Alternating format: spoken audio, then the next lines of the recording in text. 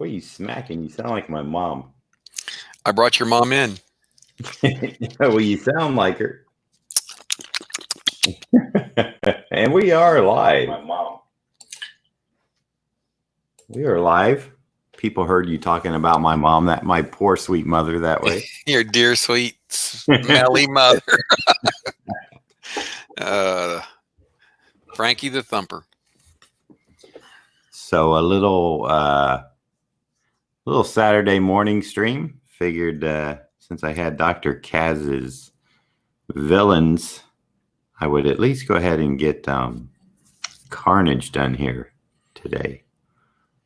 Have Craig Zablo hidden away. Say hey, Craig.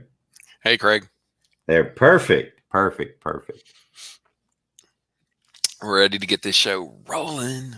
Got him here in case somebody has a question, and I got my head down working and can't get to it. He's going to relay that to me.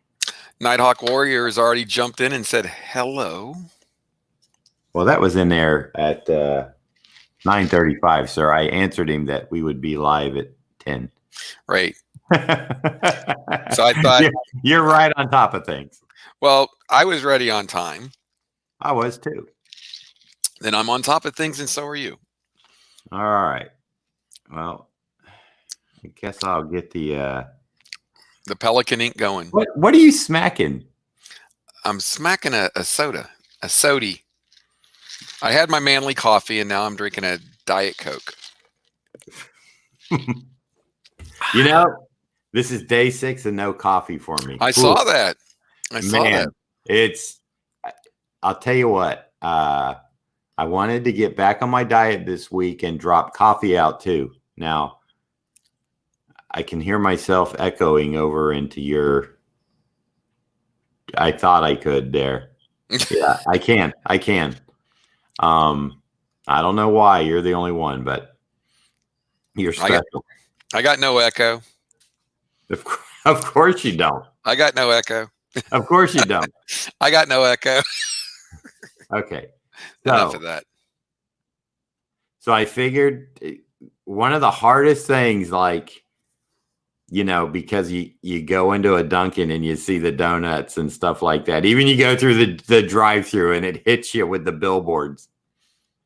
You go in the Wawa, you're surrounded with all these temptations, and I'd really been enjoying. I have really been enjoying the Dunkin' coffee for some reason.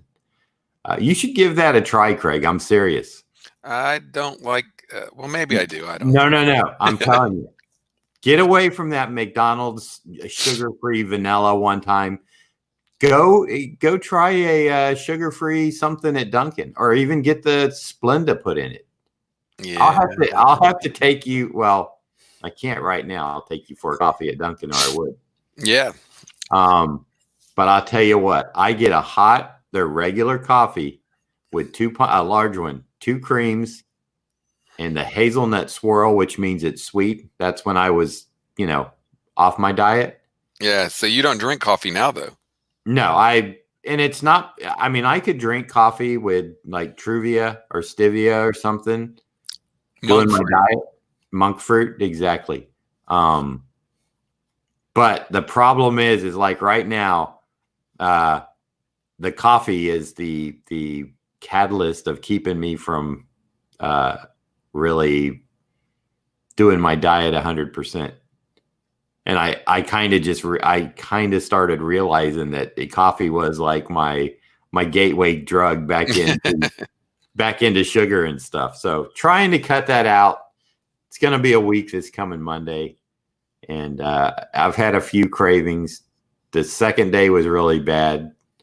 Yesterday was a little bad because I was tired.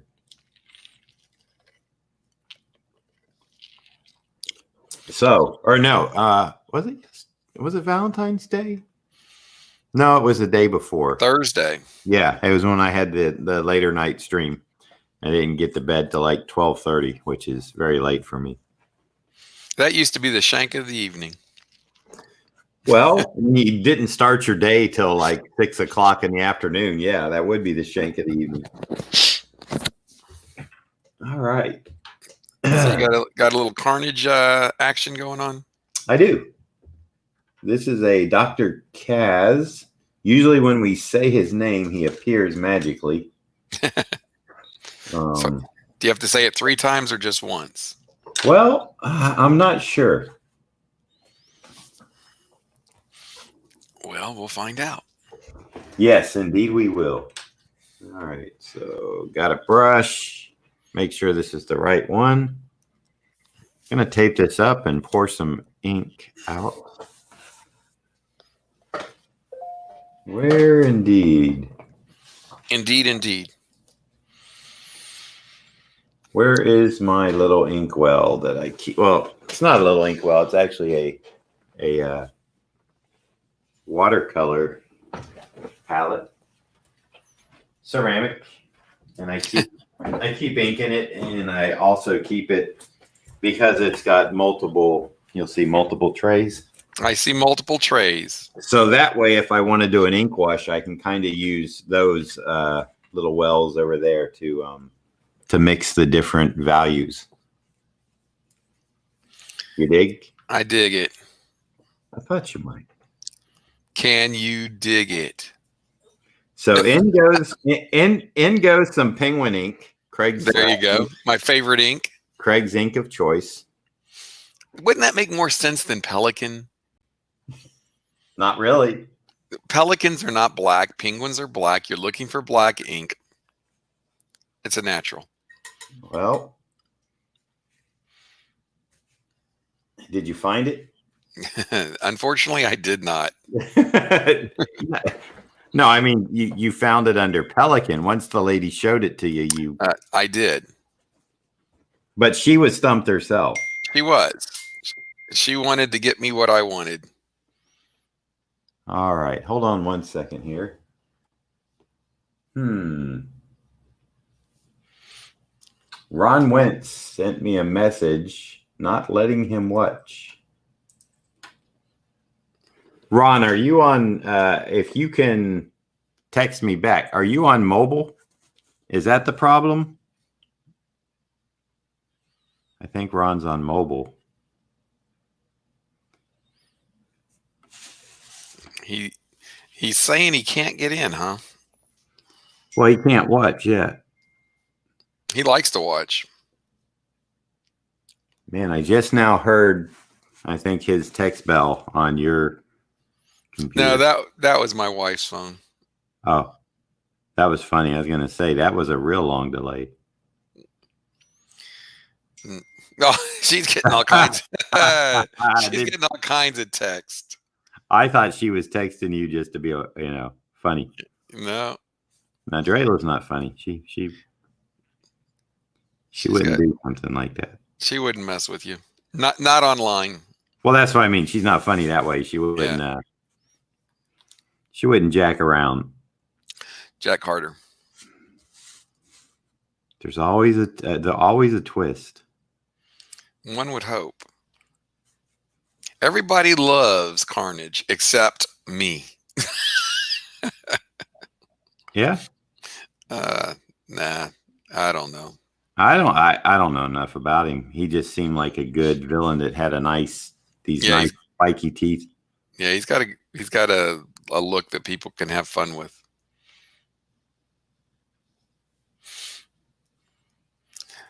Havenhuth says Carnage is one of the best Spider-Man rogues. That's what I've heard. Yeah, everybody. When I was a kid, back in the olden days. Back in the old days, it was Green Goblin. Before Carnage. But you know what? I like Craven. You like Craven? I do. See, I'm not a big fan. I'm a fan of Craven. I mean, I would have loved to have inked Craven's Last Hunt over Zach. That would have been like the final. Yeah. Mike Zeck and John Beatty. Extravaganza. I was thinking of a different word. I can't think of it. Bobby Boo wanted that one. No, he was actually on the book. That's what I meant. He got that one. And that book had to come out like, I think all 6 issues came out in a month or month and a half. Like every week there was a part come out in a different book. Hey, we got a celebrity in the midst. Must be Mike Cross. No, Yard Sale jumped in. He said, popping in to say hi before I head to my store appearance. What's up, fellas? He does have a store appearance today. Yes, he'll be appearing at Home Depot. Aisle 12, hardware. Yard Sale, where are you going to be?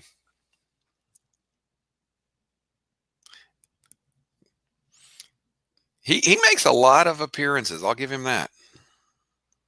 Look, going to Walmart doesn't count. Second and Charles in Dothan. What's the name of the place there, Yard Sale? Are they just supposed to show up at the corner of Second and Charles? And where's Dothan? Must be in Georgia? Alabama. Oh, Alabama. Okay. You gonna make yeah. Well, let's road trip up there when I'm done with this. That would be something we would do in the old days. That's true.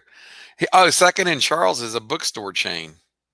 It sounds like you're saying Second and Charles. Second and Charles. Second. You know, they still have bookstores. I got a thing in the mail, and I used to subscribe to all kinds of magazines in the day. And hello, Yard Sale, by the way. Craig was, you rolled over before I had a chance to say hello. You just introduced him and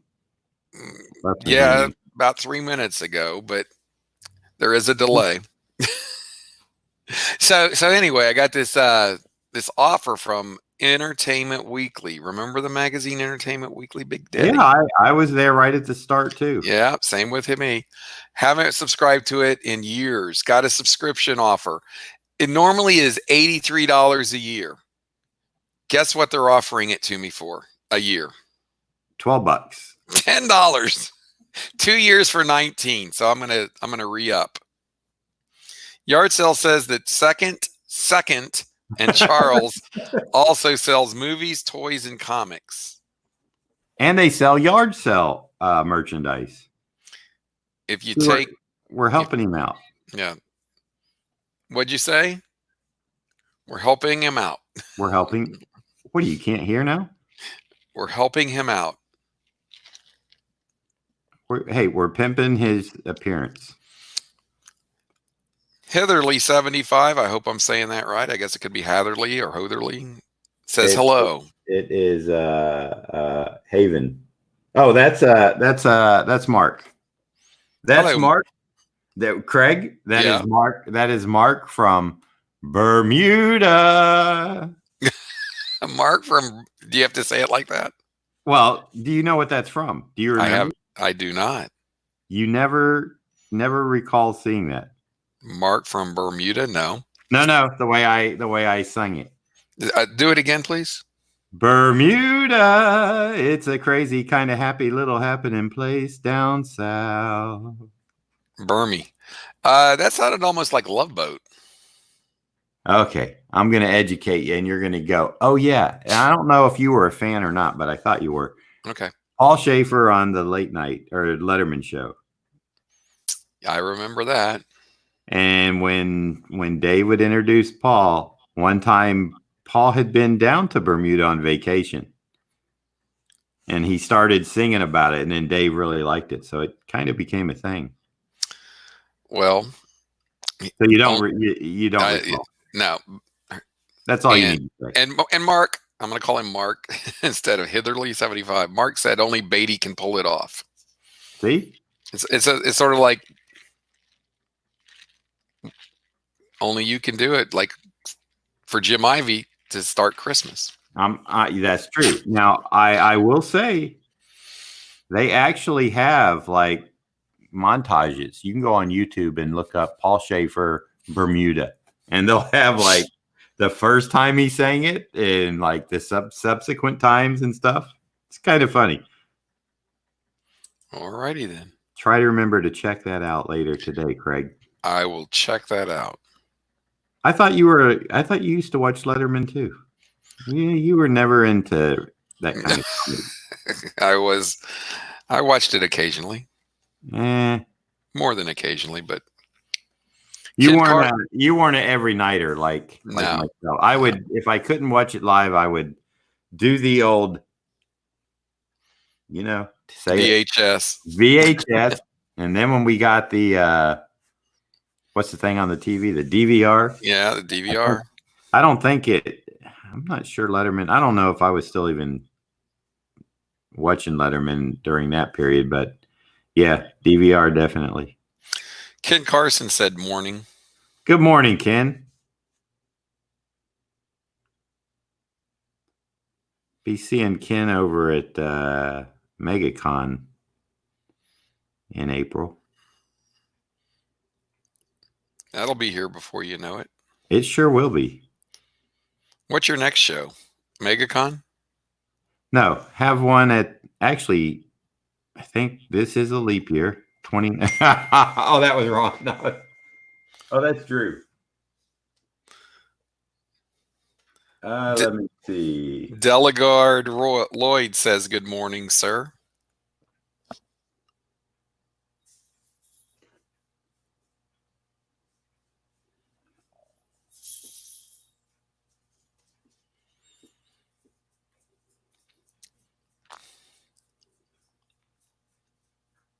Hello. Yes. Say good morning to Delegard. Ken Carson's hanging with the kidney lady. Wait a minute. That don't sound right. That's going back some, isn't it? That was, that was a text from Drew. I'm wondering if I should send him an invite just to see if he wants in. You should. Kevin Stahl said, good morning, John. I will see you at MegaCon as well. I'll be traveling down from Ohio. Hey, all right, Kevin. That's a long trek. Well, some people, they're different than you. Well, I would hope if everyone was like me, you wouldn't be drawing Carnage right now. Oh, man. You'd be drawing Stallone right now. As Carnage. There you go. I could just really mess the eyes up and tinker with the lip a bit. And then you got Tinker. Do you remember Tinker? Tinker Bell. And I'm being serious about that. I remember Tinker Bell. Now, do you remember his nickname was Tinker? I do not know Tinker. He was the ice cream man for the longest time on the beach. He had the little Jeep. Did not know him.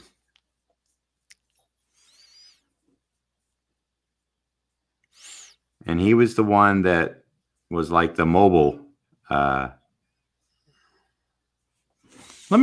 think Drew just texted me back. Let me see if he wants in on this stream while we're doing just an hour or so. Yeah. Dr. Kevin Kaz says, yes, good morning. Good morning, Dr. Kaz. There's Dr. Kaz. Good morning, sir.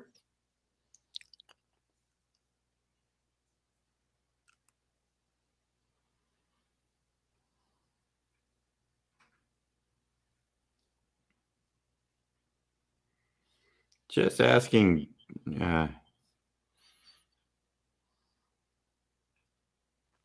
Yes. Asking Drew real quick.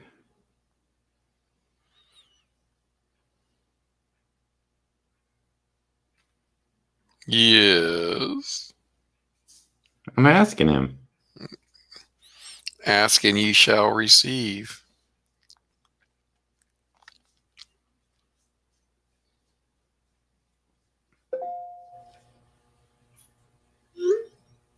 Hitherly said, hello, Dr. Kaz. Hello, Dr. Kaz.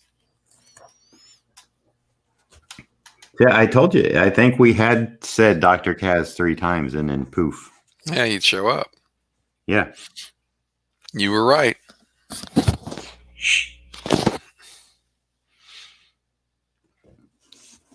It's like magic. That sounds like a song title. You could do. And you know who sung that? I know that Mike Cross just came in. Uh-oh. And he's asking, what's up, Beatty Biatches and Zablo Zombies? As only Mike Cross can.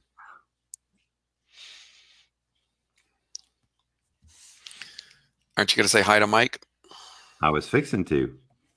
Are you going to say hi in his native language? Hi, Mike. Delegard Lloyd said no dad rap, John. No. We don't have to worry about that today, do we? No. Boy, that was... Whew, he was laying down the lines. I think it's time to lay down some new ones, though. It's been 4 years. A lot has changed. He's a lyrical genius. Although, I would have thought that there would have been a little more stink on it, you know? It was for a rap song, it was a little... I'm just going to put this the only way I can. It was a little white bread. Yeah. You know what I'm saying? Yeah, little nerd city. Yeah, there was no... Well, I think that was maybe could have been the intent. Delegard just says, call it like it is, lame. Well, it probably could have, with a little more pep and energy in it. I think he was doing it like... It was a little nasally, too, I thought. Well, wasn't he doing it like with a kind of a wink at you? Like... I don't know. I didn't see him lay down the tracks. That's true. You weren't in studio. No. Studio. I wonder how many takes. Was that a one take, he said? Let's hope. So they wouldn't waste more. I don't want to hope. I don't want to think that he worked hours to get that level. Oh, you all are just being cruel. Dr. Kaz says, hi, John Cross, Mark Zablo, Carson War. I love it. Dr. Cross gets them all with no spaces or nothing. Just runs everyone in. Dr. Kaz says hello, all right. He's just gonna call it like he sees it. That's right. No time when you're typing that fast for spaces or commas or anything. He says that he's got a transcriptionist that'll correct it in the minutes. There you go. That's funny. I like that. He's just talking into a dictation machine. That's it. Wouldn't that be great? If to have a dictation machine. Yeah, that would be. Kind of like text or talk to text. Texteriera. Texteriera. What's that guy's name? Texiera. There you go. You got to say the text. Tex and then right. the IRA, Texiera. But it's first, don't they call him Tex? Yeah. So you go Texiera. Well, no, his real name's Mark. If you're going to call him by him, you know. But isn't his nickname Tex? Yes. All right, so it's Texiera. No, if you're just calling him his nickname, it's just Tex. Well, that's true. But if he's out west, and there's a lot of people called Tex. What's your nickname? My nickname? Did I stutter? Well, you've had a few. I've had, yeah, exactly. Belly. Okay, we'll go with Belly Boy. So no, that's not a good nickname. It was the one that I remember that stayed a long time, longer than you wanted it to. that was true. Would it be Belly Boy? Or would it be Belly Boy? Oh, it could be that. Do you prefer any of those? Delagar's laughing, Belly Boy. Years and years ago, I made the offhand comment because we were talking about nicknames, and I said, just call me Belly Boy to my family. So for about a month, that's what I was called. They said, you got it. You got it. Now, you were Milk Belly for a while. I still am Milk Belly. That was your, now this will date it. That was your CB handle for at least one day. I did play around with that, didn't I? You had a CB. Yeah, but I played around with that nickname, I think, when we were making a trip to Orlando. You did. I think I was telling people I was Milk Belly. As opposed to the, like the blues singer Med Belly. Mike Cross says you always made me call you sir, and I still do. You make Mike Cross call you sir? I make him call me sir. Why is that? So I can hear him coming. Like when he's coming down, he'll be yelling, sir, sir. Oh. Sir.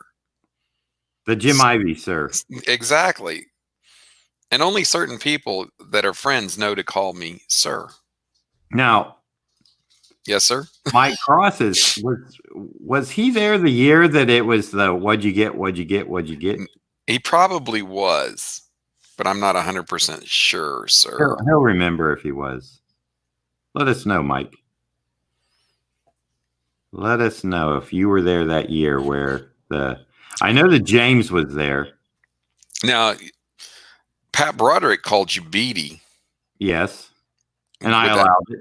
Was that a nickname or is that just a friend? Because I knew he was like really, messing around and he liked to say it that way. He still does, I think. Oh yeah, he still does. What's up, Beatty? A term of endearment.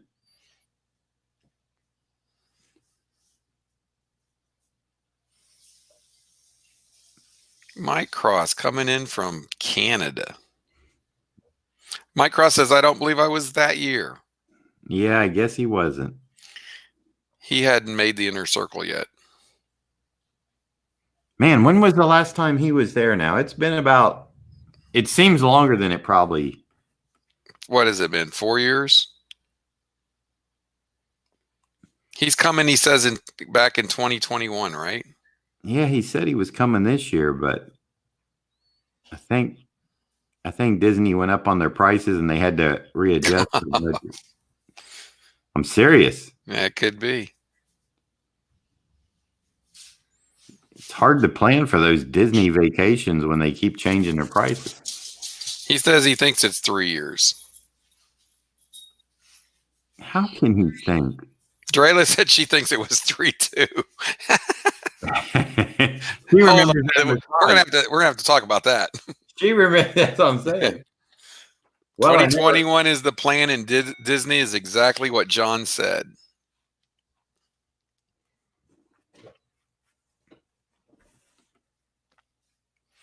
They'll probably schedule a panel for him if he's coming back in 2021. For Mike Cross? Yeah.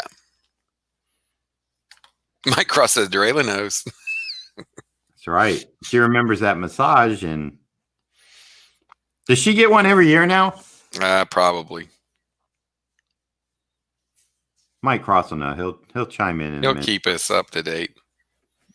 Updated.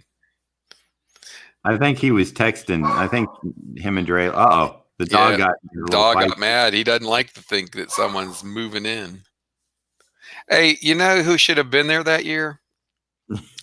Yard sale, because he would have met somebody from Run DMC. Well, they could have shared lyrics. Mike Cross says we buy her a gift certificate every year. For a massage. And they asked for the same guy. But, the guy with the big meaty hand she liked. Well, that's the one Mike likes too. He gets an adjustment. Oh yeah. You ever had a massage there, Beatty? Yes. There you go. Man, that's some relaxation right there.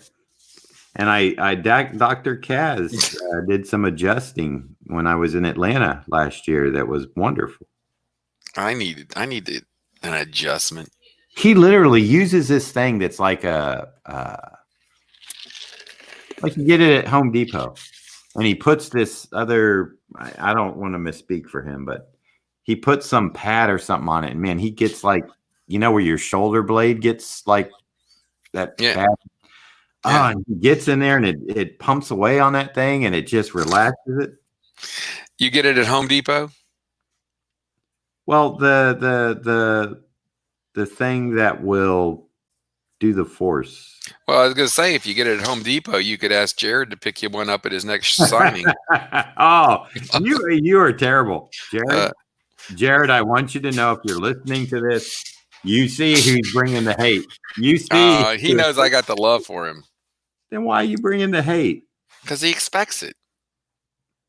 Not from you. Oh, that's true. I should back off. Man, that poor guy's going to be at his appearance in tears. Who was it last time was really banging on him, though? That was Lloyd. That was Lloyd, wasn't it? And the chat room with his dad rap. Oh, man. He just wouldn't let it. He wouldn't let it go. He didn't like it. Did you? Well, it's not my first choice. I just wanted, hey, look, I wanted to hear it. It didn't, I saw where it could use a little work. I'm not going to say I hated it, because I think the concept was kind of good. Yeah. You didn't like it enough to hate it. I didn't. Delegard Lloyd said the yard sale should just have a yard sale. Now you see, I put this on Twitter just so Lloyd can come in. Well, there you go. For some reason, I guess he can't get on YouTube. Banned from YouTube. I think Jared had him banned for hate speech.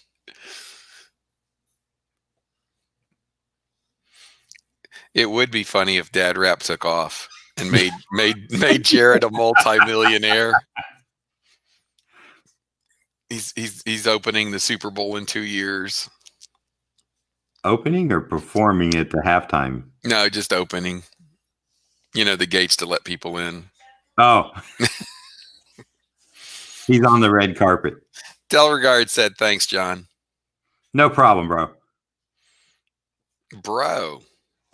He's been good. All right. He's been a fun guy to have. A fun guy. Yep, to have in the chat. That's a science term. A fun guy? Yeah. Oh. Kevin Stahl says, "Do you think Zach will be at MegaCon this year?" No, I know he won't be. Mike says he's still on vacation. Correct? Correct. But he'll be back in April. He just won't. I thought it was funny when Zach sent out that thing and he said, "Going to be on a vacation." He said,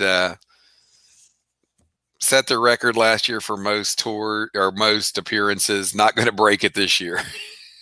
Nope, not even going to come close. If he does 10 shows this year, I'll be surprised. Really? Kevin Stahl said, "Thanks." Formerly Rodline says, "Who's going to do the illustration of him in dad rap gear for his dad rap?" That would be fun. You should do that in like you did for Jim Ivey when you had all the Jim Ivey sayings around him. That's true. Delregard says, "God, I hope not. The Super Bowl fans don't need to be tortured with dad rap." Well, they're tortured with a lot of other things. I thought it was a pretty good performance this year, actually. Yeah, well. No, you didn't like it? I didn't pay attention to it. Well, then you can't judge it. I just said, yeah, well. I didn't judge anything. I know. I'm saying you can't if you didn't see it. Well, I could go watch it if I wanted to. Well, right? Of course, you could. Right. I mean, it's on YouTube. I can go watch it anytime I want. But you know who can't watch it? Who? The person that was banned from YouTube. Jared? No, Jared did the banning. Oh. You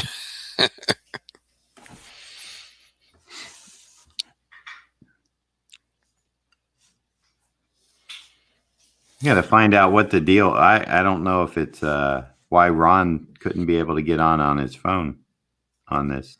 I was trying to jump on Thursday night when you guys were doing it, and it would let me on for a second, and then it kicked me off. Yeah, you told me that. Yeah. But I didn't tell everybody else that. So Ron has an Android phone, and he's on Verizon. You have an iPhone. You're on AT&T. No, I'm on Verizon. Oh, are you?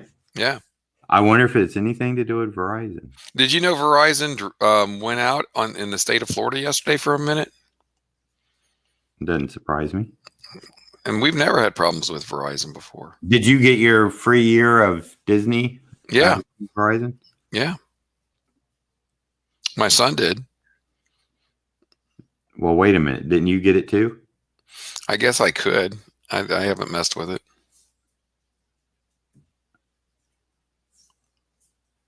You could watch all those movies. Yeah, I guess I could. I can't watch all the movies I've got now. Delargard Lloyd says, I'm not banned. It just doesn't like me. Stupid YouTube. It's more fun to say you're banned, though, Delargard. Gives you that air of bad boyness. He got banned. They banned him. For life.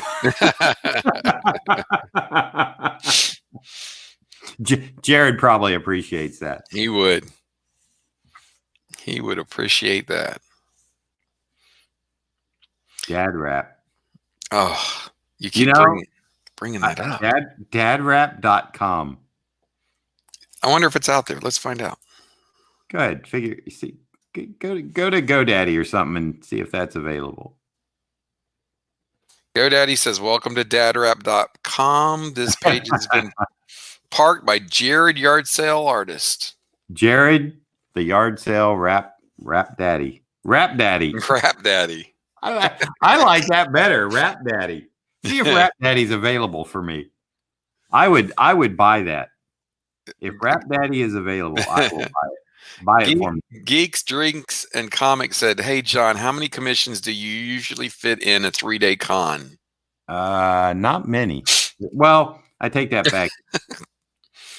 It depends on what they are.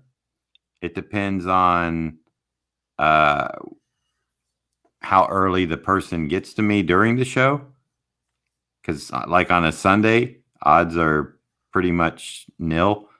And it depends on, and this is always the, I never know how many signatures and stuff I'm going to be doing. Because if I get a line of people that want stuff signed, sometimes it's hours before the line breaks.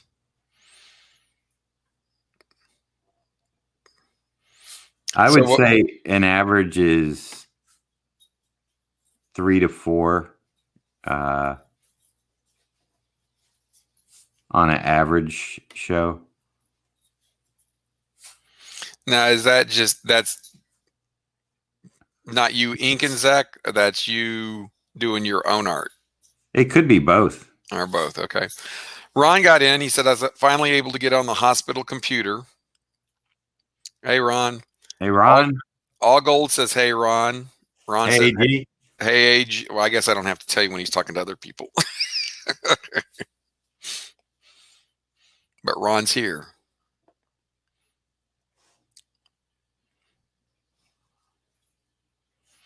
Ron says, that's a nice looking Carnage. Hope Kaz doesn't mind I steal it.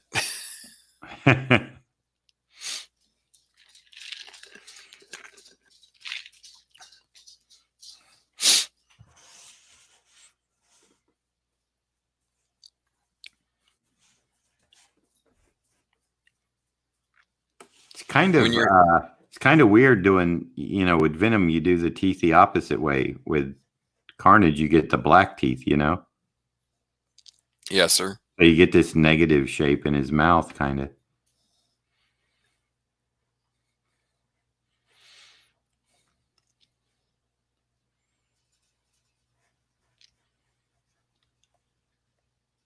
Come on, was there ever a better comic book than was there ever a better comic book than Fantastic Four? Yeah. Of course, I haven't read them, but I've read some. But that was just. Could you imagine? Zach was like, I think Zach was saying when did that come out in 62? 62 or 63. Yeah, I think it was. Yeah, I was like 1 or 2 years old, and Zach was like 13 years old or something when it came out. He said he was like the perfect age for all that stuff to start coming out. Yeah. Even though he enjoyed comics before that, but when like Spider-Man and FF hit and everything, it just like, he was at the perfect age. And he had all that stuff. Yeah. All Gold said he likes the 3/4 view much better. It looks sharp. Yeah, thank you, all Gold, or AG as I like to call him. Craig heisted me into saying all gold. I did. Dr. Kaz says no, dibs trumps dibs. Pre-order trumps dibs.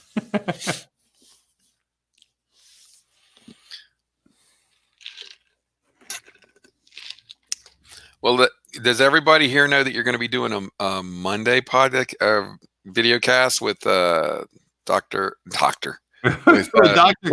Drew? There is a guy named Dr. Drew, isn't there? Yes, there is. But with Drew Moss?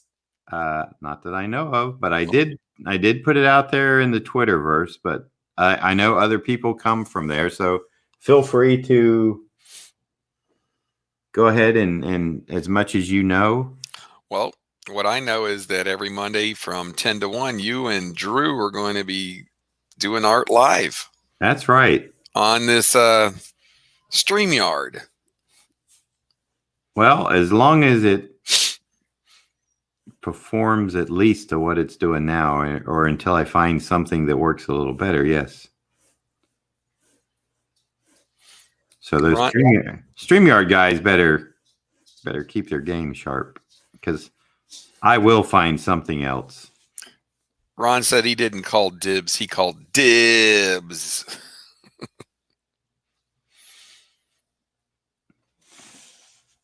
Oh, don't matter.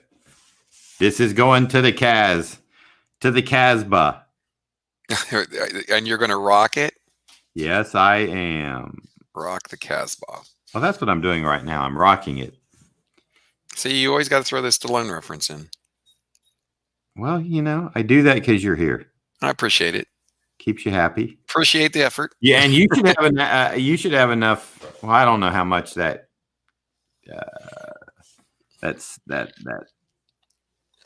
that sugar water you get from McDonald's caffeine has in it.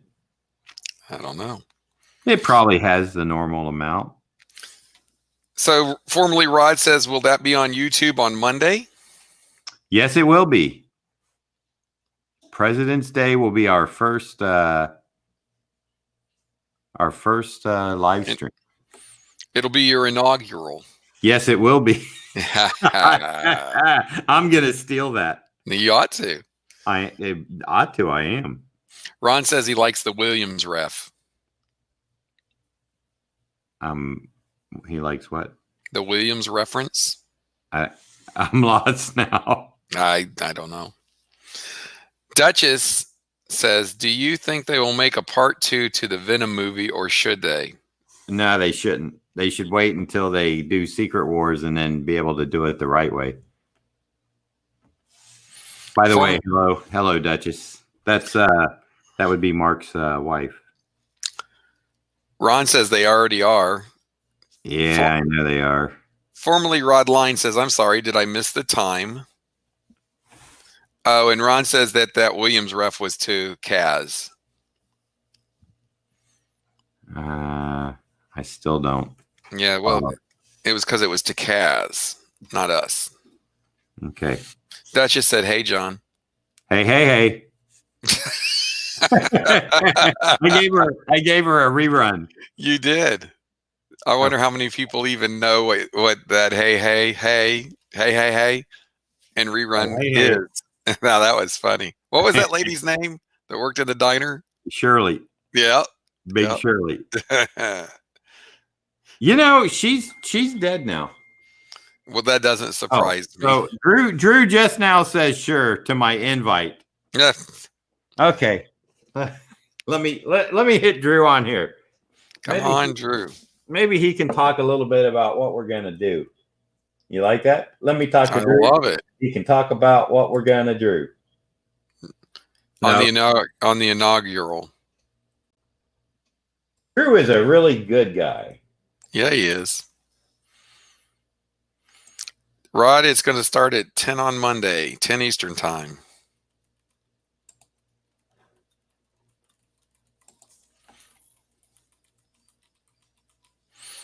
Okay. Invite sent. Let me.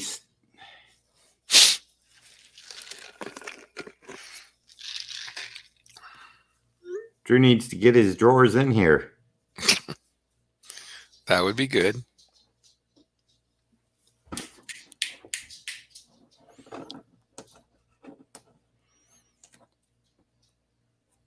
Drew and I will probably be taking some commissions also for those interested.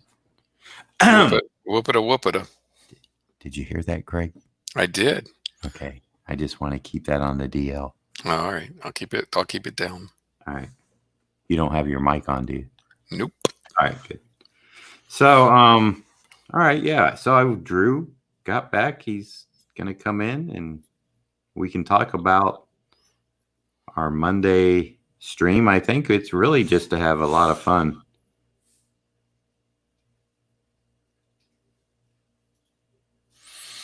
Fun is good. Fun is good. And good is fun. Lloyd didn't hear. Let me see. Test. 1, 2, 3. I think is my mic working now, Craig? Yeah. Okay. It's back. You're back on now. All right. Uh-oh. You're dinging and twinging over there.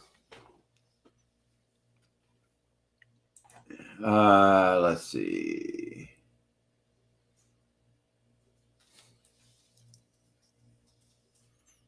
Yeah. Yeah, it gets busy here.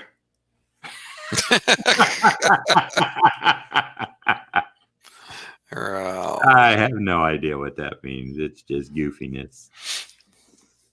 It doesn't get busy here, though. I've heard that.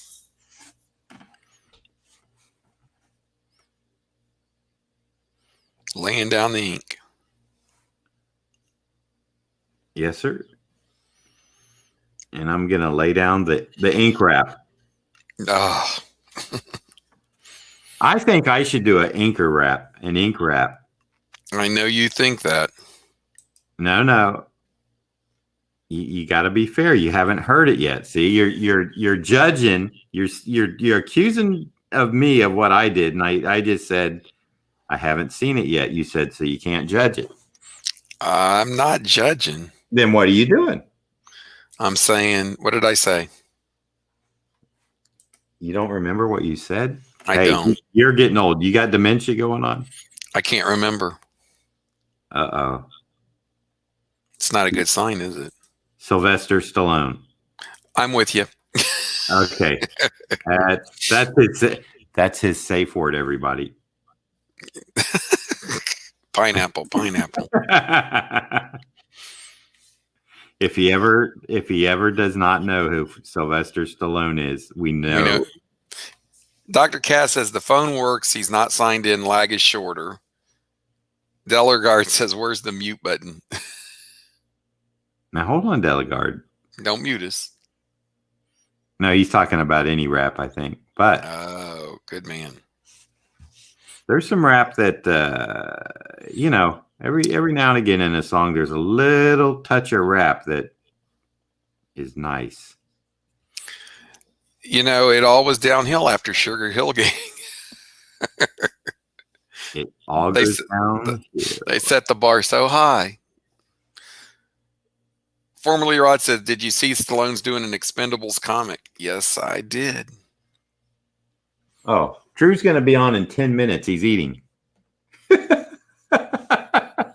I love it. I'll be done.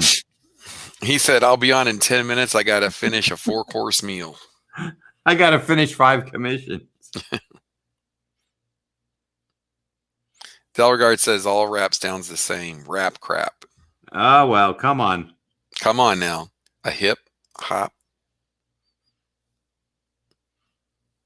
Let's not have a fight on music.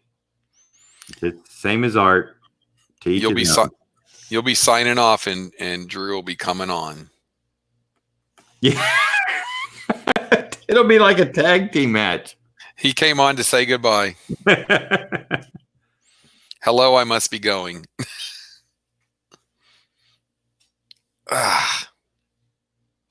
Drew will be ready to go for hours. It could happen.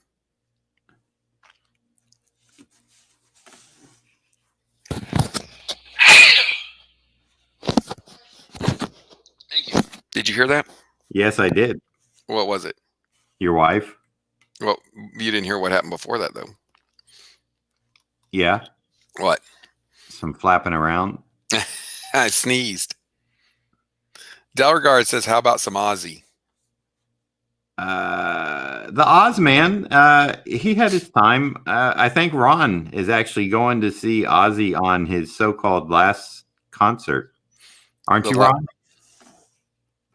Ozzy's last leg, so to speak. I believe he does have really bad. One leg is really bad off right now. You used to listen to some Cat Scratch Fever, didn't you, Beatty? No. Cat Scratch. No, not a Nugent fan. I did like Southern rock, AC/DC. Yes, you did. Still like AC/DC. Really? Yeah. I can still listen to them. I can still rock them out. You were more into Parliament. I liked it all. You did. That was the good thing.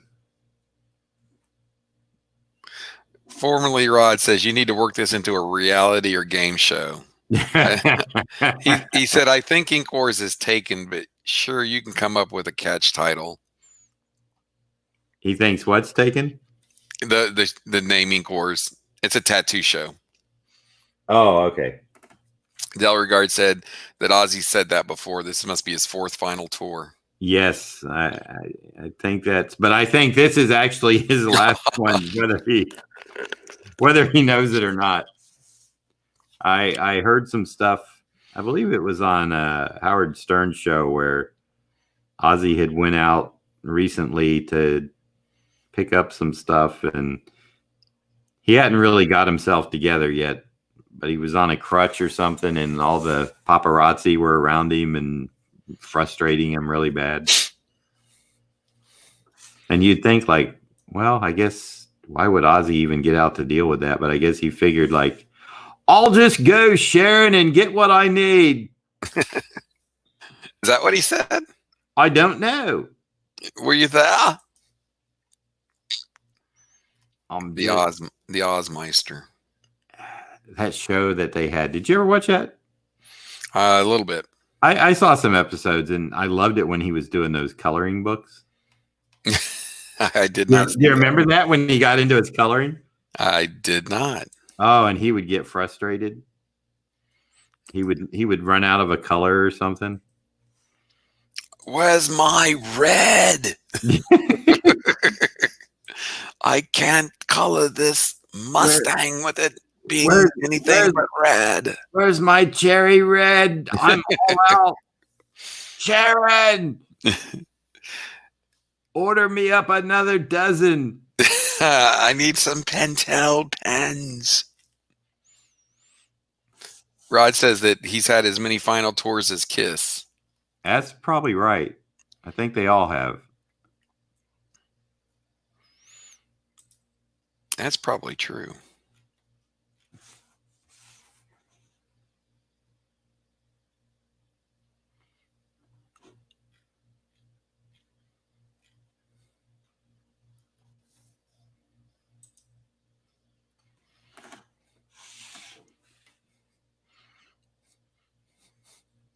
Drew just said that they're getting ready to bring out the dessert, so it shouldn't be much longer.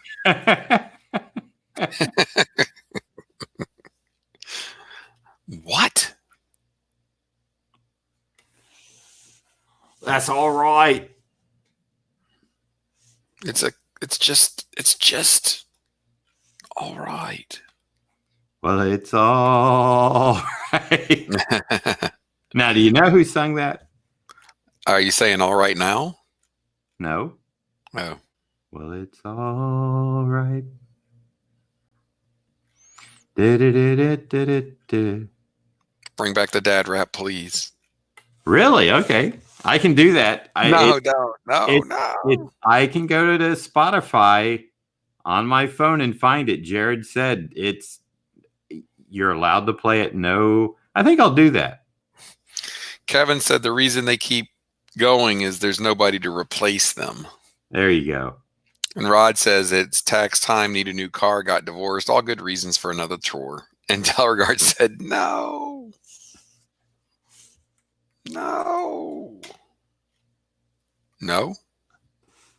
A PS2.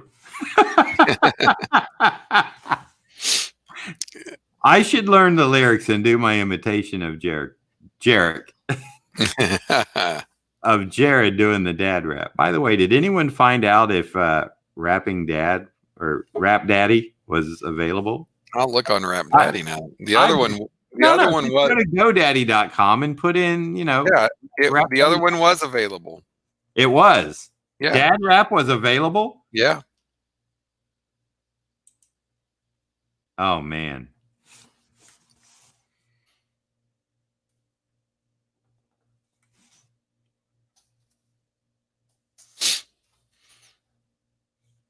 Rap Daddy. Oh, it came up as Raped Daddy. That's just wrong. Well, you spelled it wrong. I must have. Yeah. I was looking for a therapist. Hey, it must be Drew. Did someone come in? There we go. All right. Let me get Drew in here.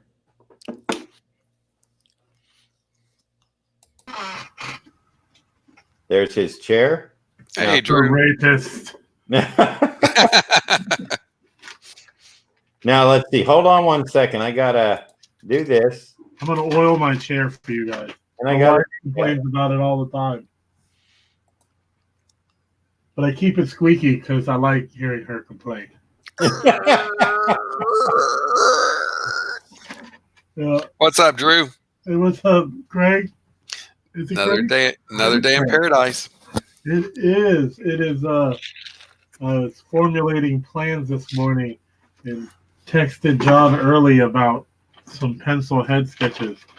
I wanted to know if because the red pencil and the graphite pencils, they have different textures for inkers. And I didn't know if he preferred one or the other. I always ask. That's courteous. I try. What do you got on your screen there? That is here. Let me flatten it a little. Let me pull you up full view, Drew. Full Monty. I'll pull it down. You can explain what's going on. This is Vampirilla's Red Sonja issue 8, page 5.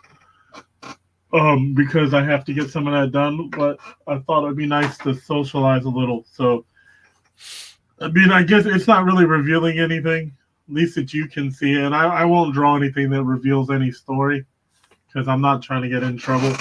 I don't think I would anyway. I don't know. I mean, I hit my deadline, so they have to. That's right. And if you need me to talk to Nick Barucci, I will. Well, yeah, you should.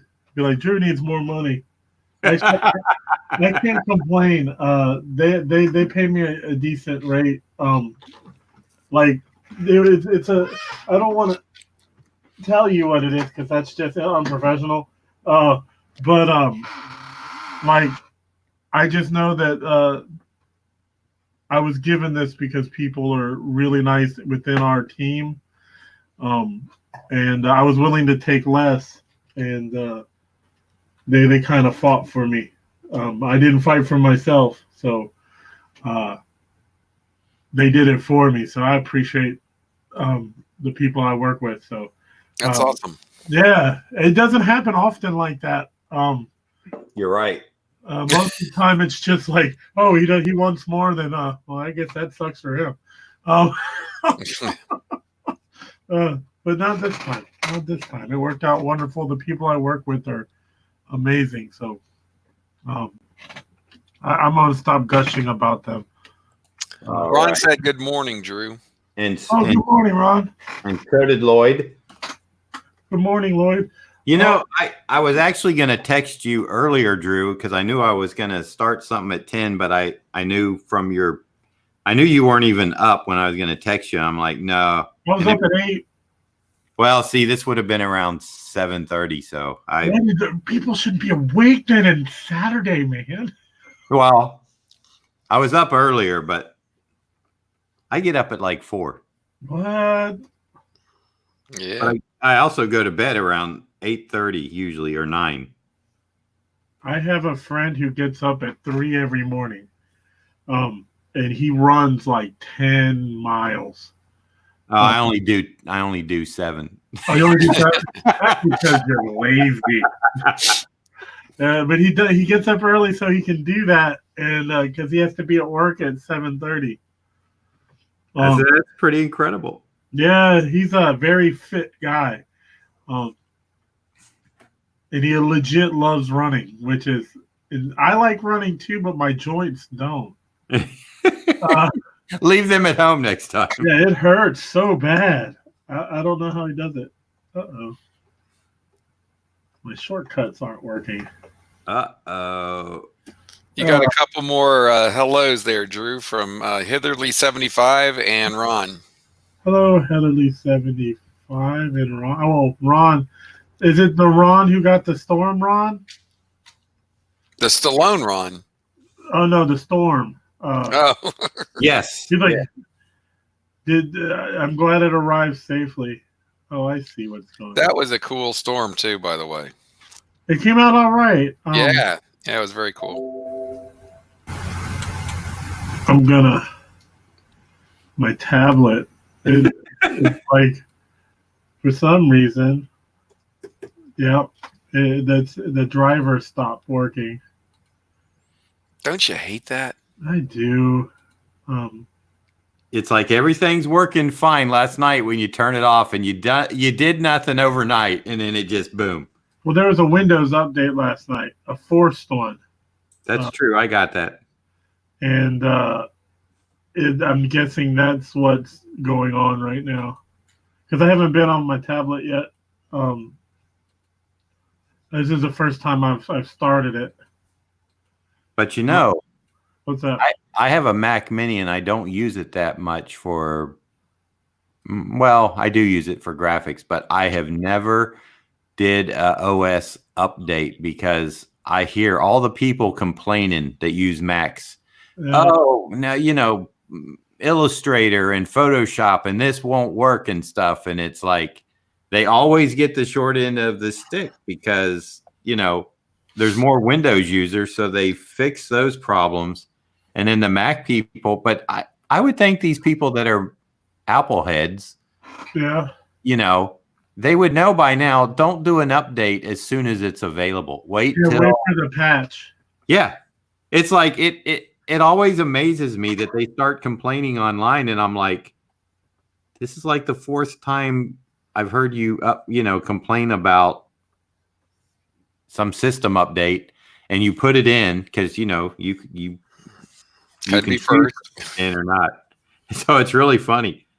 Yeah, I was an IT guy for like 10 years, and even our corporate structure, we never pushed updates when they came out. We had like a test environment, and like we'd let the updates hit that and see how that goes. But rule of thumb is you wait for the 0.1. Right. Once the 0.1 comes out, it's when you let it go, because that's all the patches from people complaining. Because I think one time we didn't catch an update at the right time, and it went through somehow, and it just shut down all our email, like corporate email. And trust me, when email's not working, man, people complain and I'm talking like the people who own the company complain. And the usual nice guy stops being so nice. So everything stops at that. It's like time stands still. This guy's on the phone, and everybody just freezes until he's happy. So yes, you're right. Updates, you should wait if you can. Drew, what was the art that was on your screen before you got back to the page? This one? Yeah, what is that? That's Steve Houston. He's one of my favorite painters and instructors. He's he teaches at the New Masters Academy. Yep. And I've known of his work for about 10 years. And I use actually like my method of head construction. I'll even show it to you. Here, I'm going to save this. Is from him.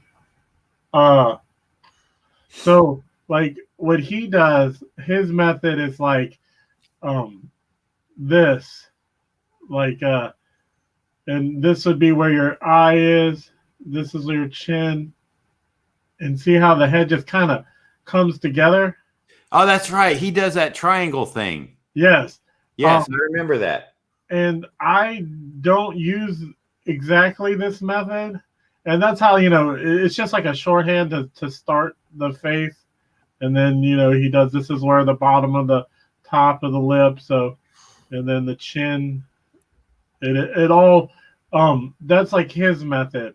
I use the Reilly method, which is more like the eyes are here, sockets.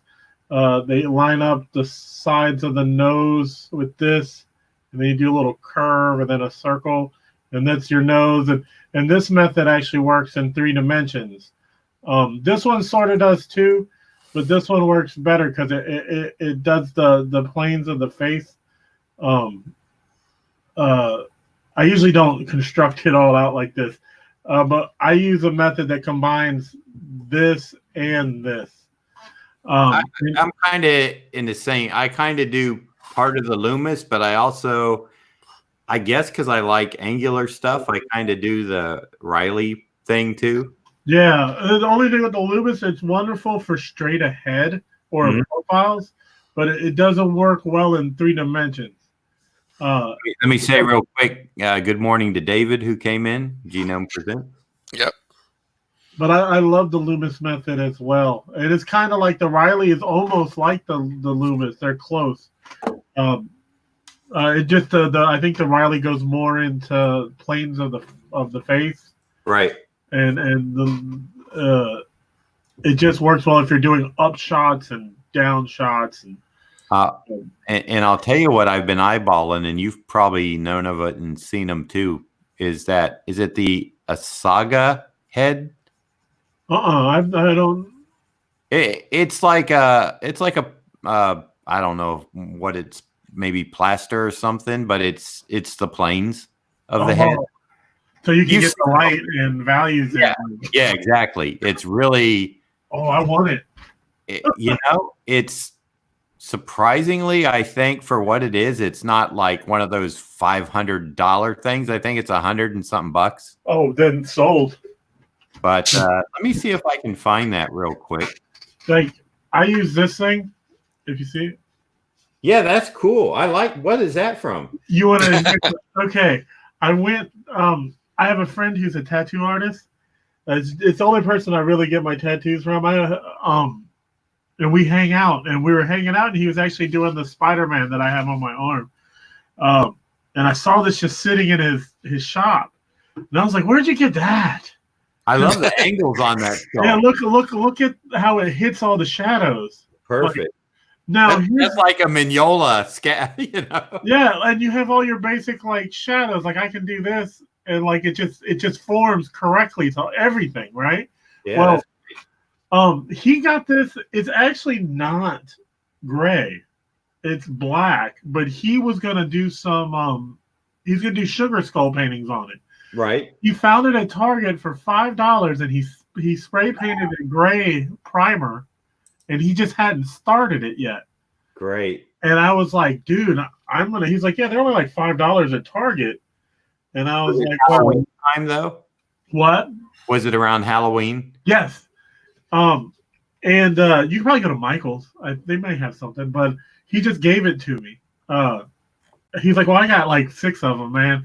I'll give you one because I just haven't painted those yet. And I think they come in red as well, red and black, and but gray. It's that gray. I was like, that muted. That's perfect. I mean, and I use it often. Like especially when I'm trying to do like more dramatic light sourcing, like which I can turn this off. Oh, actually, it's the Asaro, I guess, ASARO head, and it's the little Amazon assistant drop down. $120 on Amazon. Oh, sounds like I'm getting an Asaro head. That sounded weird. Wait, let's see. This one, is this it, or is this one not it? Male planter bus, 6.7-inch tall sculpt. Okay, no, that's a smaller one. Let me go back to the actual Asaro head planes of the face.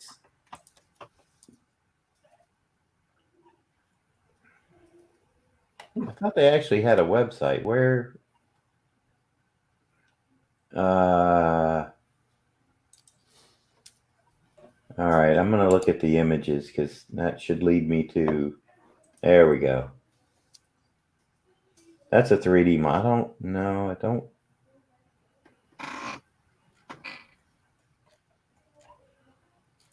Oh no! I hate when I do that. Yeah, I drew my pencils on the same line, same layer as the inks. Oh yeah. It sucks. It's wait, why is it off? Oh. Okay, fine.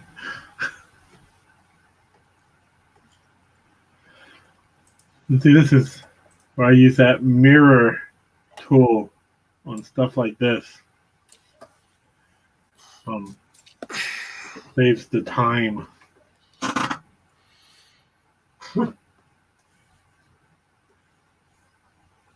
Spinning. So how's everybody doing on Saturday morning? Doing well. Good. I actually stayed up late. I went out with my wife, and we went out and got ramen, and brought my neighbor. She's a 85-year-old Japanese lady I've known since I was 14. She's actually the one who introduced me to Buddhism. We took her out for like Valentine's Day, get her some ramen and stuff. And when I got back, my wife was sure I was going to go to sleep. And no, I thought I was too, but then I did this. I saw that post today. Very nice. It came out pretty good. And by the time it was done, because you know what? I don't have a lot of drawings that put me to sleep. But this guy right here, this guy will put you to sleep. That's ridiculous. This costume is not economical at all. It's probably why it's not featured a lot. Yeah. That's why he never got his own book. Yeah, it's crazy, man. I know that is it Starlin who designed that? What were you showing, Drew? Pack of Hearts. Did Starlin design this mess? I'm not sure. I remember Zek Dream once, and Rudy Nebres inked it on, I think, the Jack of Hearts book. But yeah, that's a heck of a costume. And he did have his own book for a while, and that would have been like a nightmare to draw. Was Perez drawing that then? Okay, so I dropped in the link to the Planes of the Head, and the original Planes of the Head, which includes a 34-page booklet and a DVD, which I don't know how good that is. $115. That's not bad. No, not at all. I'm trying to see what the height and size of the head is, although it doesn't have to be huge. No, I like actually. I like the 115 one, but also the memorized one. I Right. like that one a lot too, because it's even uh, simpler, more simple. Yeah, simpler. Yeah. Yeah, they have one on here, the memorized head, which is a lot more simple in the planes. But the thing is God, that planes in the head is so perfect. See that red light on it? That's wonderful. I know. Yeah, it's great, isn't it? Only $115. Can I get it without all that other stuff? I think they just throw that in. I Okay. mean, yeah, I'm with you. It's like I think the booklet though has like photos of it, like that you can just keep out. So I don't know why it would have a booklet with it unless it is just photos of it. I'm gonna email them. I'm gonna be like, hey, buddy. Tell them they just sent you one and you can review it on your Instagram account. Sure. Oh, that's a good idea, man. You're so smart. That's why you love me, Drew. Among other things. There had to be some reason, right? So we did. Craig did kind of mention that we're going to start streaming on Mondays. Yeah, I had a person ask me about it. He's like, you should really stream with that yard sale and John Beatty guy, and I was like, I do. He's like, well, when are you going to do it? And I told him about the Monday thing. So he said he's totally going to be all over that. Yeah, it'll just be you and me on Monday morning till the noon. And then if we can find a, sometimes if you want to do an evening. Yeah.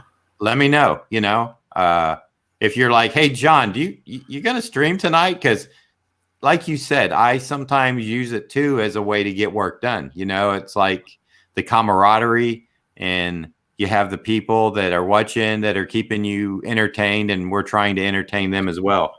Yeah, and plus, like, you don't stop as much.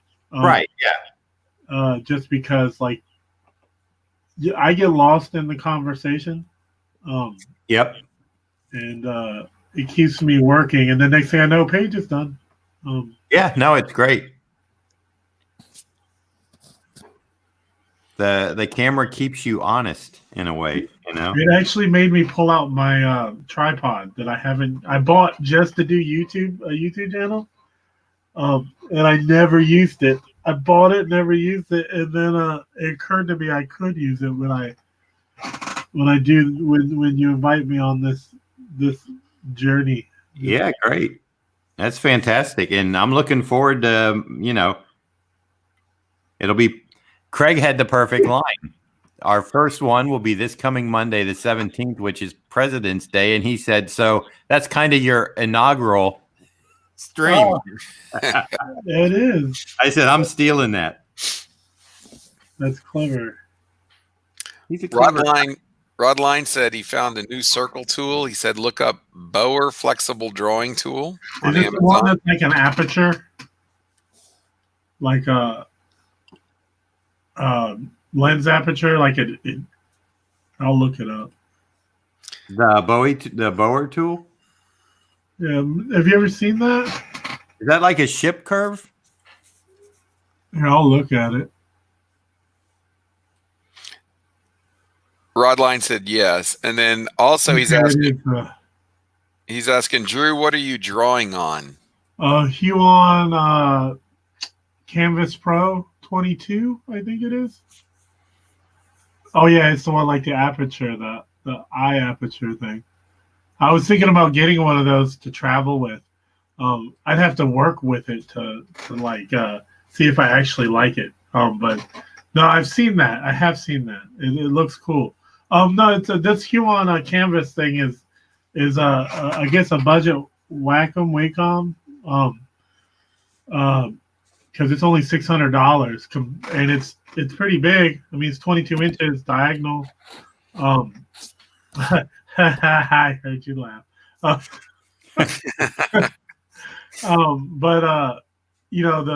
the Wacom is like what, $3,000, and it's only like a couple inches larger. So $600, and I love it. I've had it for over a year, and no problems.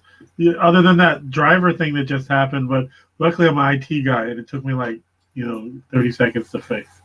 What But was yeah. it, just in case? Huh? Just in case somebody out there happens to have the same problem, what did you do to fix that real Oh, quick? you just gotta close your the initial driver that starts at the beginning and open it again manually, and then when you restart your computer, it should be fine. But I couldn't restart because we're on. But generally, when those new patches come out, like the boot process changes, so it just didn't recognize the Huon driver because it's a third party driver. Right. But in a day or two, it'll be fine because somebody will complain and they'll fix it. There we go. You know what I'd like to do, Drew, and this is what I did when I had my stream going consistently last year, is people started asking me what brushes and stuff, what ink I was using.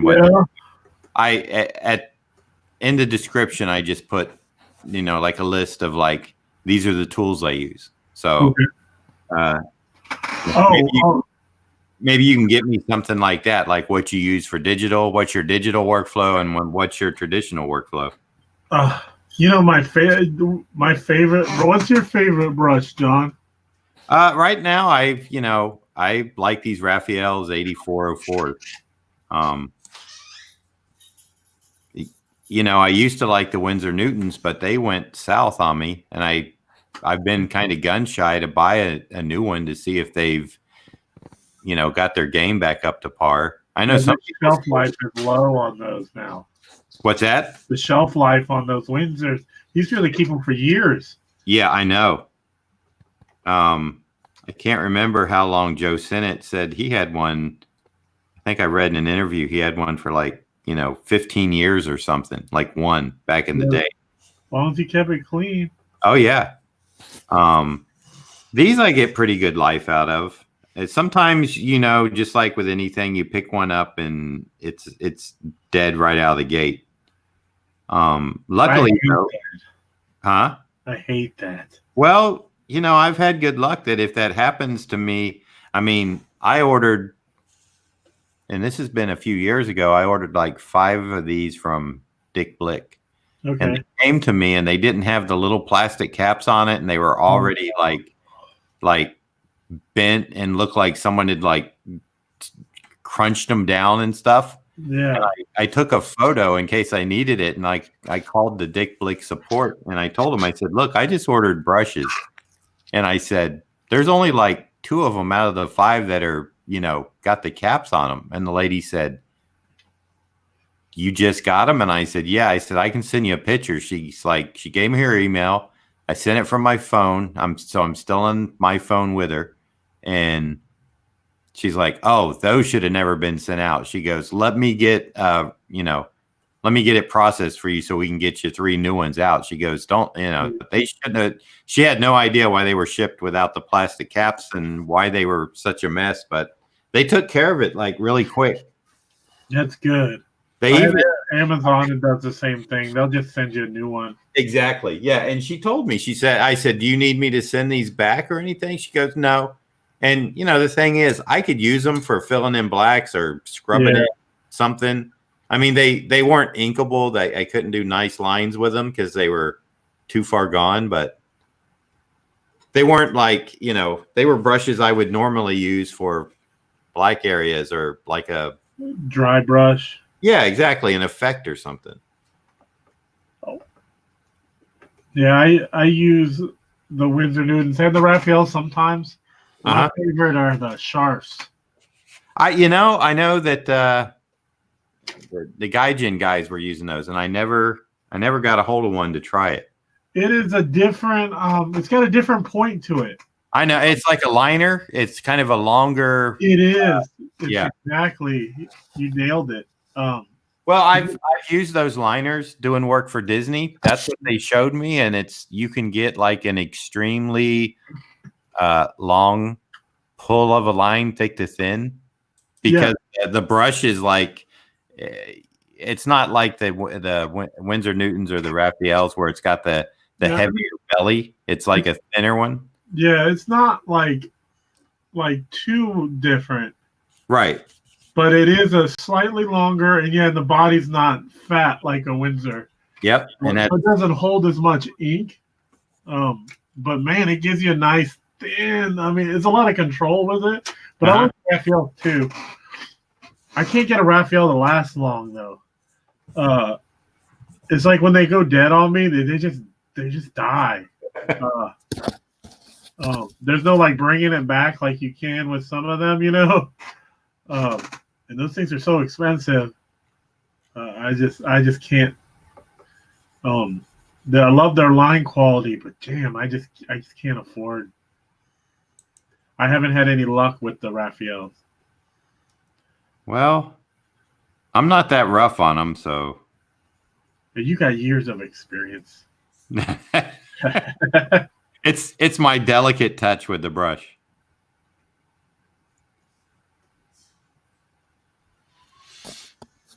Genome said we used to call brushes like that dusters back when I was a house painter.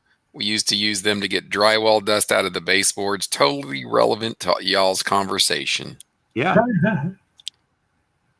That works. Yeah, that works for me.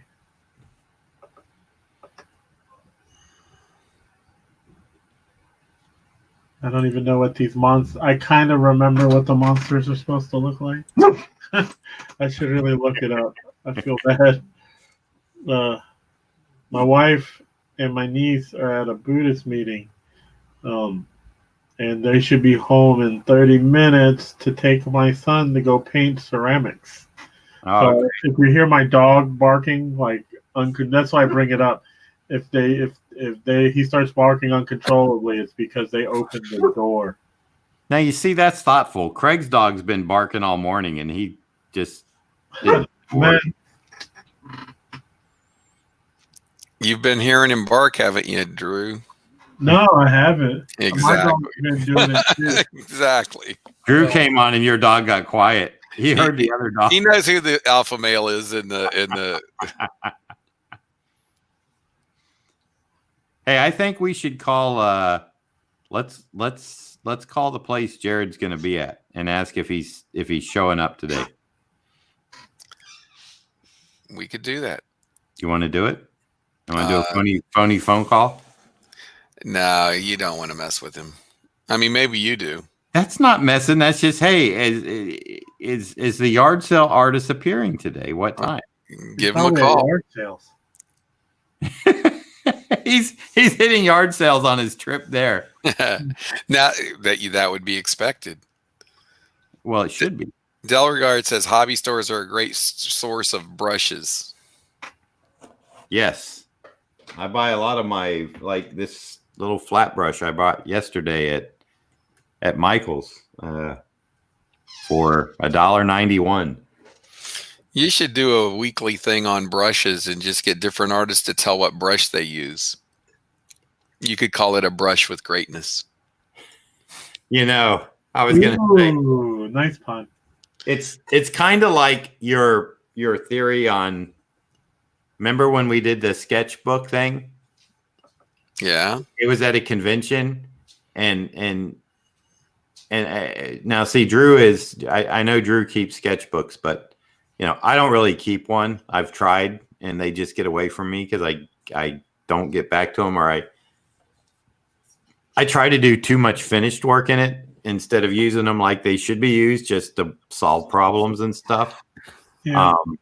But the thing was, I told Craig, I said, most of these comic book artists in here, I would say probably 90% or more, they're not keeping sketchbooks. They don't have time. And he goes, oh, come on. Everybody here loves drawing it. And I said, not if it's not for money. And I said, I said, I'll prove you. I'll prove myself right, or I'll prove you wrong, whichever. True. And so like the next 5 or 6 people we saw, just like, hey, do you keep a sketchbook? And they're like, a what? A sketchbook. Do you draw? No. And I would say, like, why not? And they're like, I don't get paid to draw on that. Yeah. Well, what amazes me is, like, I've heard people say, like, that exactly what you just said. I don't get paid to do it. Or why would you you draw all the time? Why would you do that in your spare time? Like, it just amazes them that you would actually take time to do something that you already do like 12 hours a day. Like, right. don't get sick of it. But I don't know. With me, it's I think I have mental issues. I don't know, because like whenever anybody when they say that, like what I just said, like you already draw like 12, 16 hours a day. Like, why would you take your spare time and also draw? But the way they say it, it sounds like more like a judgment, Right. I mean, there's something wrong with you. So I can't even ask. I wouldn't ask people because I don't want them to ask me. Because I'll be like, oh yeah, I have a sketchbook that I draw it all the time. I have a bunch of them. I probably have like 6 of them. And then I get that response. Like, why? Like, why would you do that? Yeah, so I don't ever have an answer. Other than I'm just trying to get better. And sometimes I have, like you said, you said it, you nailed it on the head. You're just trying to work out problems. Mm-hmm. Sometimes I test compositions out. Right. Because, I mean, I guess you could just do it on the page. But if I do it really quick, like we'll block it out with black and then I don't have to waste the time of actually drawing it on the screen and then erasing it all 10 times. I don't know. I think to each their own, but you're correct. I would say 95 to 99% of people who draw for a living don't keep a sketchbook. That's some crazy Kim Jong or Karl Kopopsky or like those guys. Well, that's because they can do a sketchbook and then sell it for $100,000 or something too. Yeah, they do like relevant drawings. My sketchbook, like I showed you a few pages from one of mine. It's other people's drawings. Right, and that's fine because that's the way you learn, Yeah. There's nothing wrong with studying the people you like. I do the same. The reason I started the YouTube stream for me was I wanted to start drawing more, like just for myself daily. So, and I wanted to try new techniques that I never did. So I started doing this, and I slowly worked into just doing like a flat ink wash. I mean, like, okay, here's a light and here's a dark. And then I went into like letting colors blend together. And it's really funny I can remember. And then I started adding color on top of the gray, and I learned a lot. And the people that have been with me on this journey can attest to that, I would be like, I think my problem is with watercolor and stuff is I try to force it where I want it to go, and I'm using it wrong. So I finally, you have to be very patient. I know. So I think I finally came to the conclusion that, if I'm going to use watercolor, it's going to do what it wants to. I can control it so much, and then I just got to let it do its own thing. So it took a while, but that's finally like in my head now. Yeah. I will still try to scrub it around, but there comes a point where I'm like, okay, that's as much as I can do. It's time to just let it work. Yeah, keep your towels and stuff handy to blotch out stuff. Yep. I mean, it's all a learning process. I feel like nobody gets it right off the bat. I mean, if you do, then more power to you. It is. But for me, it's like I look back at like even a year ago from what I'm doing now from a year ago. It's like I want to improve as an artist, and I look back, like to say on Instagram, because that's the easiest to look back on for me. Right.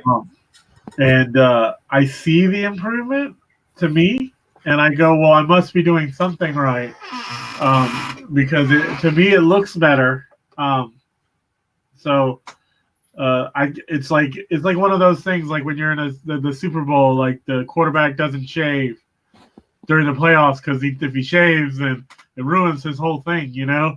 Right. And so I won't change what I'm doing until it proves that it's wrong, that I'm not improving. And then I'll be like, well, I need to shake it up and do something else. Mm-hmm. And I do that anyway sometimes, just to be like, to try something new. I love on commissions. I try new stuff, but I love Sergio Topi. We had this discussion. Yeah. I will sometimes look at his books and I'll be like, you know, I've got like I don't know, it could be Spider-Man or anyone. And I'm like, gee, that could be really cool to put Spider-Man like as this big negative shape and really detail the city up. But, you know, usually I'll contact the person commissioning and I'll just tell them, hey, are you, you know, I know you know my quote commercial comic style. Are you willing to like let me experiment with your commission? If I do it and you don't like it, I'll redo it. But I've got an idea. And yeah, most of them say yeah, you know, because I offer to redo it if they don't like it. But I've not had anyone say, oh, I hate it now, you know? Yeah. That's good. Yeah, it's just like it's a different look from me that they're not expecting, you know? And it's like you get pigeonholed into a certain what I call quote commercial style. And that's the fun part about just doing work for yourself is you can be as experimental as you want to be. You know, it doesn't matter. You have that thing too with being well known for a certain style. Right. Luckily me, I don't think I'm well known enough for anything. I can kind of just do whatever I want regardless. Because like I said, I think every book I've drawn looks different.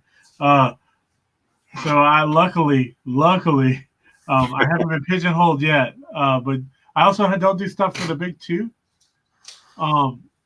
And I think the second you do, like people have an expectation, maybe. Mm-hmm. Yep.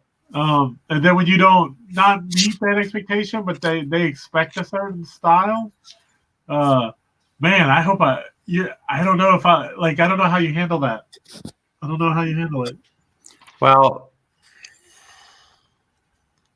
part of it is, you know, they expect you to ink everybody, or for me, inking. They expect me to ink everybody the exact same way. And I'm like, you can't. You know, yeah, it's like they don't well, you know, we're dealing with editors who, for the most part, don't know, you know, that there's different, you know, ways to approach everything, you know, and yeah, some people are organic, while other people are more angular, and then right. Some people use blacks, and they like that Mignola zigzag, like hard shadows. Some people like cross hatching, you know, like it's all different, isn't it? Like, oh yeah. I mean, look at Lee Weeks, man.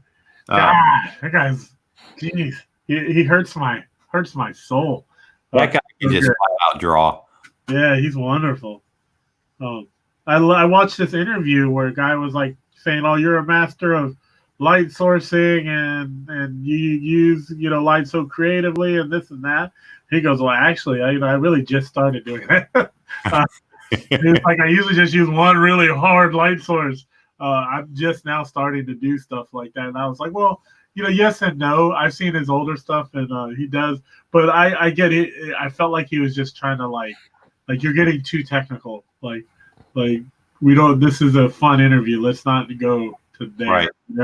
But yeah, it was just refreshing to see somebody like talk like that, who I admire. Like, Drew, back to your Instagram for a minute. Let me ask you this: do you ever go back and prune older? No. Huh? I don't ever go. I don't delete any or do anything like that. You don't do it just so that I mean, stuff that I don't know when you started on it, but maybe stuff that's 3 years old, you're just like, and not that you're embarrassed by it, because you, like you said, you can see the growth, but do you just figure, you know what, I'm going to take out like the last couple or the first couple of years and then have a little, stuff that might be a little more, Representative? Yeah. No, because here's why. I post so much. Yeah, I know. That stuff, if you're looking that far back, you got more time than you need in your life. Right. I think I have almost 4,000 images on Instagram. Right. Oh, no, I don't. Not that I don't care, but and not that I'm not embarrassed by some of my older work, because I am. Well, that's not my point, though. My point is just, pruning just so that people like basically what you said aren't scrolling back like 1,000 plus, posts. Yeah, no, I just leave it all unless there's like sometimes I double post on accident. Like I didn't think I posted a drawing and I did. No, I think with all their mistakes and nuances, I can live with all of them. Okay.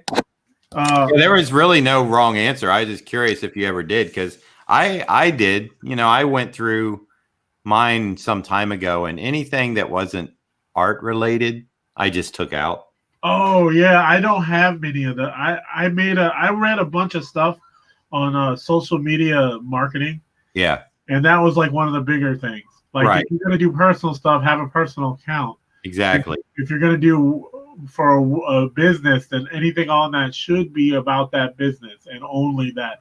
Because if people are coming to you to look at cool drawings, they don't want to see you eat ice cream. Yeah, exactly. That's kind of where I was at, and yeah, exactly. I don't let it. I was conscious enough at the beginning, near the beginning, to not do that. So, and plus, like, I mean, my personal life is not that exciting. And that's all on Facebook. Hey, Drew, Genome asked, what's the status of the Hellboy that you were working on the other night? It's inked. I'm going to color it tonight, and it'll be done tonight. I'll be posting it later. I inked it in the car yesterday. Yes, yesterday. It's in a very, I call it the ugly phase, maybe other people, because there's so many details I need to add with color. So I didn't post it because I don't feel like, I feel like the prejudgment will annoy me. Like people are like, oh, look at this, you should do that. And not that I don't value people's opinions, but it's like when I was in school, like there was this young lady who used to do that all the time. And it used to make me so mad because I'd go, it's not done. Stop it. Like, don't critique it until it's done. And then like when you critique, I learn from that and I do another piece and then I make the improvements.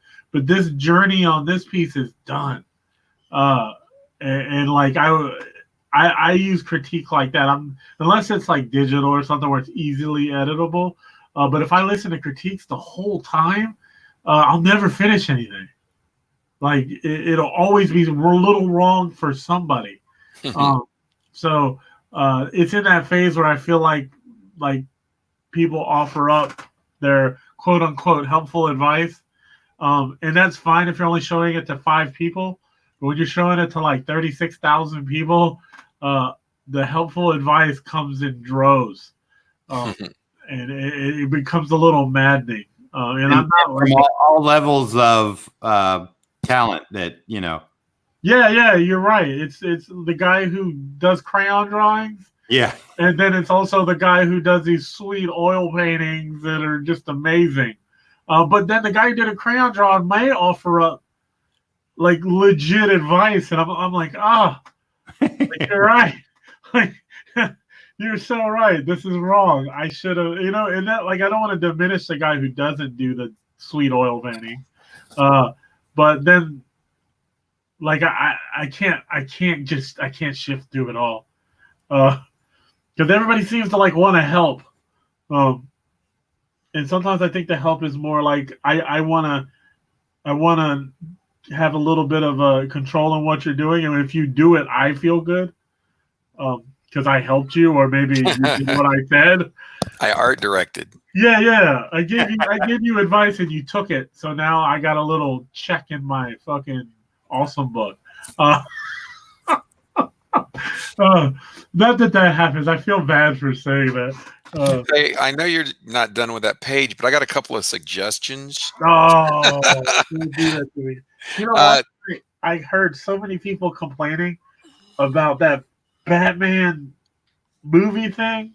Oh yeah. And then people complaining about He-Man TV shows, and it's like I felt like my whole feed was filled with that, and it got on my nerves so much. I was just like, man, why didn't you guys just talk about stuff that you like? Like, why focus on this like stuff you hate so much?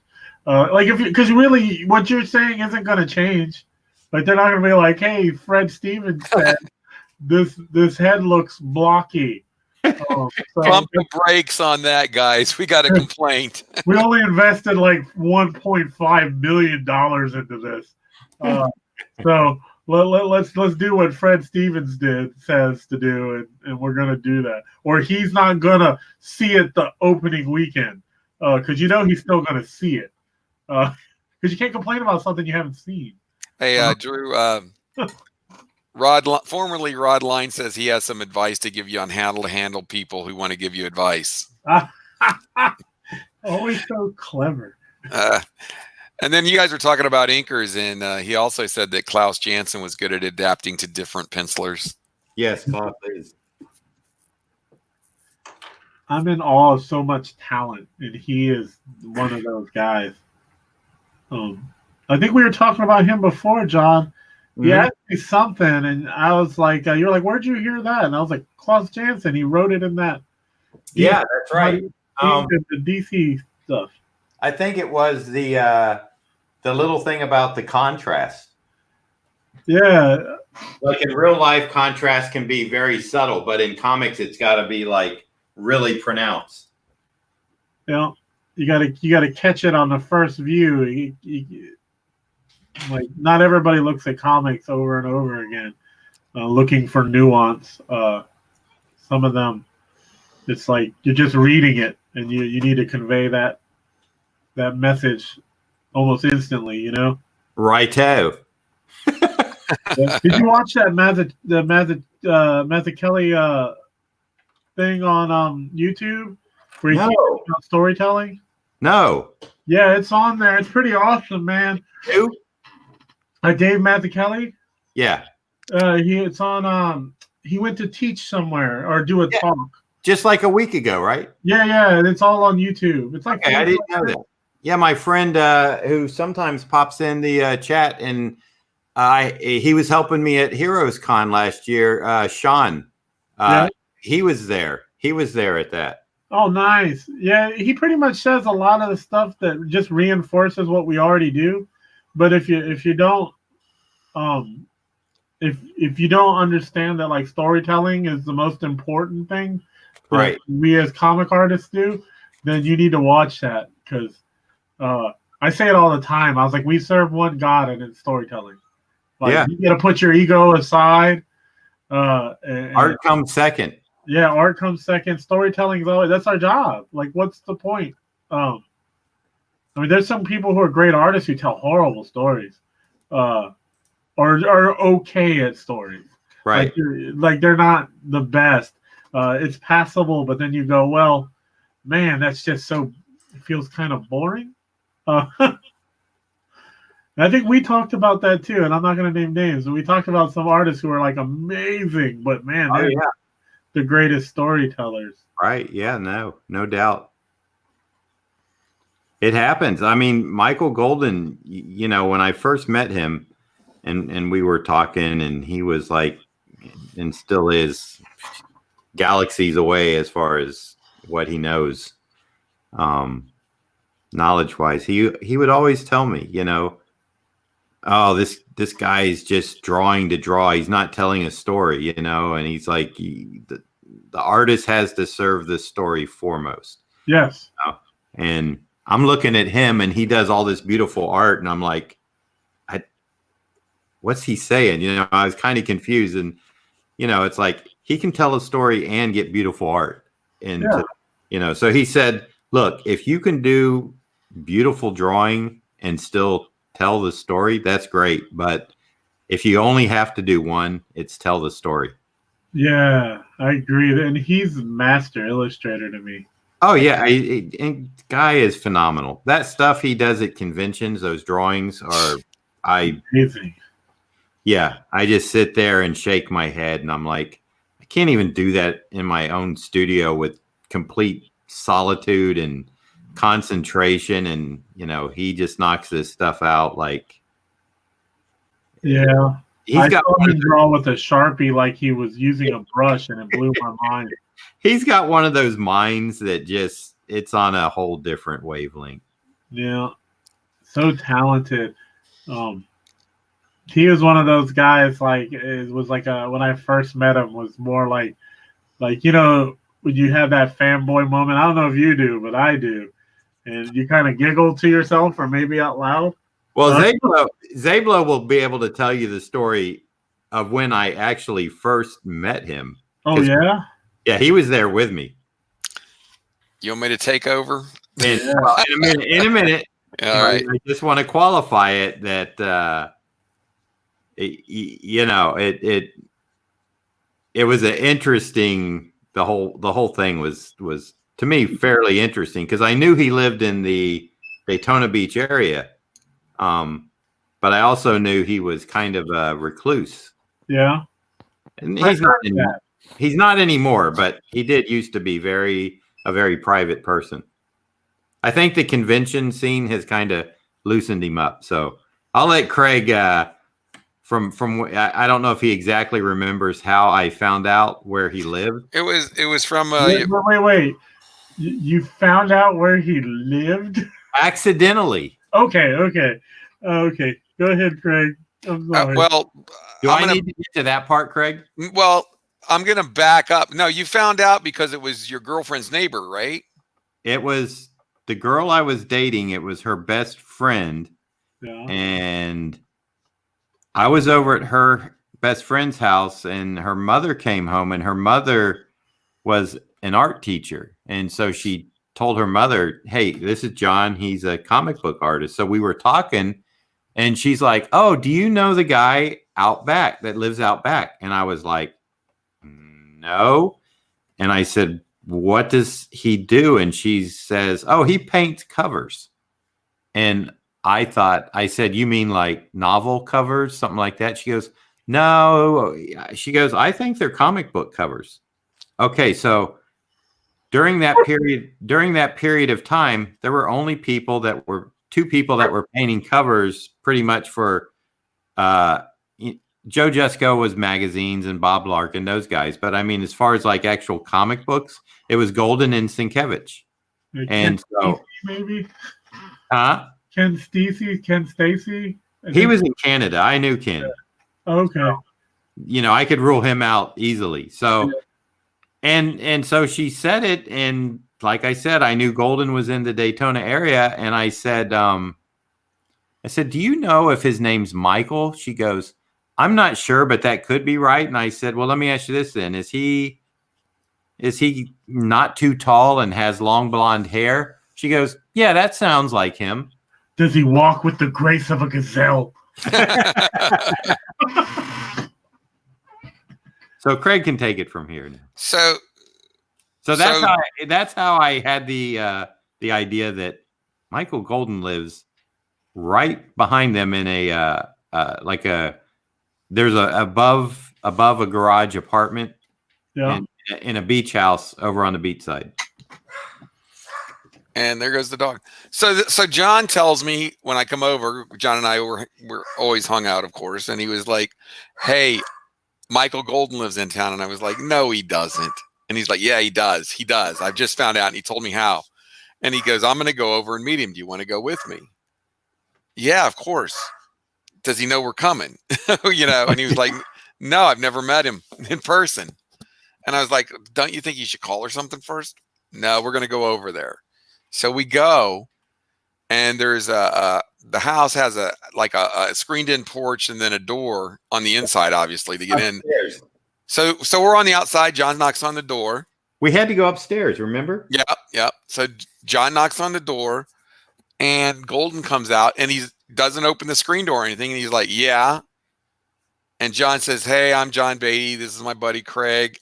I'm an inker at Marvel, and I found out that you lived here. And Golden pauses, and he's like, do I know you? No, you missed the key thing. All right, go ahead and tell him. All right, so go up, knock on the door, like Craig says. Golden comes out. There's like a porch, but it's screened in, so it's kind of like a double door thing. And he goes, can I help you? And I explained to him who I was, and without saying a word, he shut the door. Oh, that's yeah. I was getting there. And so I thought maybe he had to shut it to unlock it or something, because there was like a chain thing when he opened it. You know, he just cracked the door open. Yeah. And no, he was just slamming the door on your face. Well, and so we're standing out there for what seemed to be 10 or 15 minutes, but it was probably more like 3 to 5. And I'm like, John, we're done. Let's go. And John's like, no, he'll be back. He'll be back. Craig so then he comes back, and he's like, now, how do I know you, or do I know you? And John says, I'm John Beatty. I work at Marvel. And he invites us in. So we go in, and he's showing us. I remember that huge Conan painting that he had done. Yep. But oh my God, it was just. I'm thinking we're in the presence of greatness here. Yeah. And it was so cool. The funny thing is, he was talking. He was working on a Micronauts, one of those animation cell style cover paintings. It was the one that looked like this big creature with a bump on his back. Yeah. He was working on that one, and what he had done is he was talking to Ralph Macchio, and he asked Ralph. He said, "Do you know some guy named John Beatty?" And Ralph's like, "Oh yeah, I know John. He's a good guy and stuff." And he goes, "Well, he's at my door." Oh, that's why he closed the door to like confirm who you were. Yes. Oh, and okay. that's why he took a few minutes, because he was still taking his phone call. Well, hey, I would have left, to be honest. Yeah, you good thing you stuck it out. I would have left. I stuck it out. Yeah, I have a Michael Golden story that I actually apologized to him like years later for. And I don't know if he remembers it. He said he did, but I think he was just pandering to me apologizing. But when I went to Heroes, I think it was like my second Heroes, so it was like a decade ago. No, it was about 8 years ago. About 8 years ago. And I went to Heroes. This is when you could go inside at like 7:30 in the morning. You know what I'm saying? Like they would let you in. Now you can go in there till 9. But I was there, and only other person in that whole place was Michael Golden, and he was drawing. And I was like, this is my opportunity to be a legend, and I was always scared to. So I walked over, and I had heard, just like you said, that he's kind of a recluse, and he doesn't like talking while he's drawing. And so I went over there and asked him. I said, hey, I'm a huge fan. I'm a comic artist.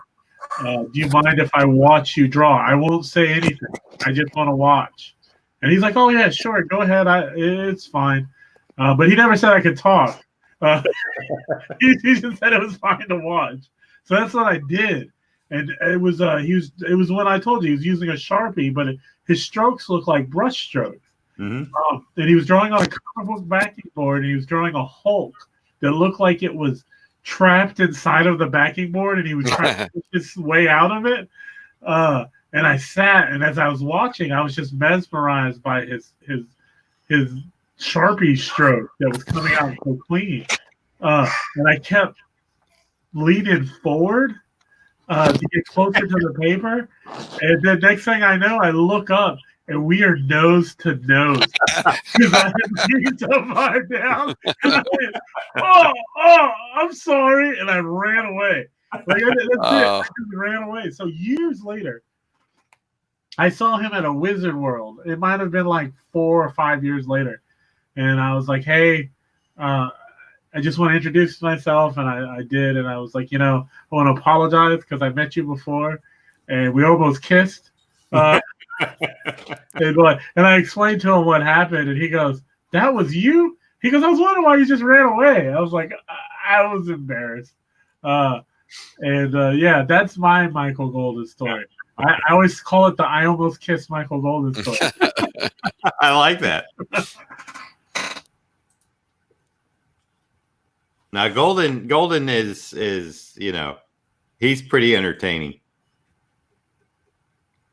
I'm amazed at I don't know, his details and his compositions. It's like I have a Michael Golden on my wall. It's a G.I. Joe cover.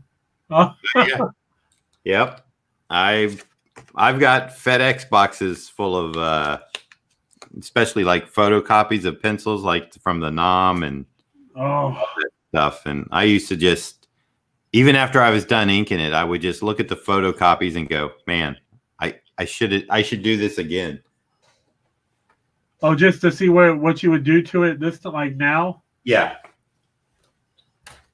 That would actually, that's a nice experiment. That would be kind of cool. I've been thinking about it. Because you'd approach the lines totally differently. Oh yeah. No, I would approach everything differently. He had like notes on the stuff that I didn't understand at the time, and it just didn't go, into my thick skull. Yeah, that's artists though. A friend of mine who's a storyboard artist at DreamWorks. He went to this school in San Francisco called the Academy. Uh-huh.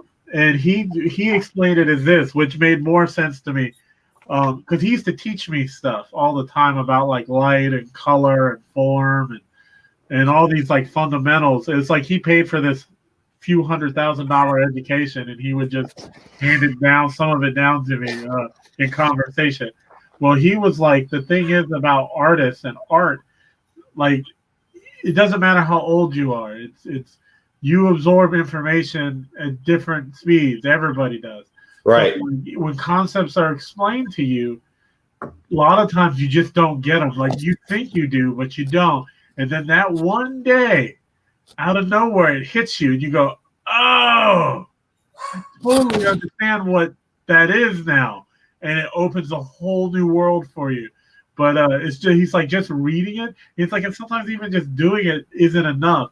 It's just your mind isn't ready to handle the concept yet. Well, yeah, Golden would bring these NOM pages over, and he had like he would draw arrows like sunset, and and I'm like, okay, why is this important for me to know it's sunset? Maybe he's but he was doing layouts at this time which were gorgeous. It's basically really clean line drawings, and it was up to me to put in shadows and stuff. And so a couple years after I had worked on the NOM, maybe, I don't know, I can't remember, it's kind of foggy, but I just remember I was headed east, the sun was setting in the west, and it just occurred to me how long the shadow from my car was.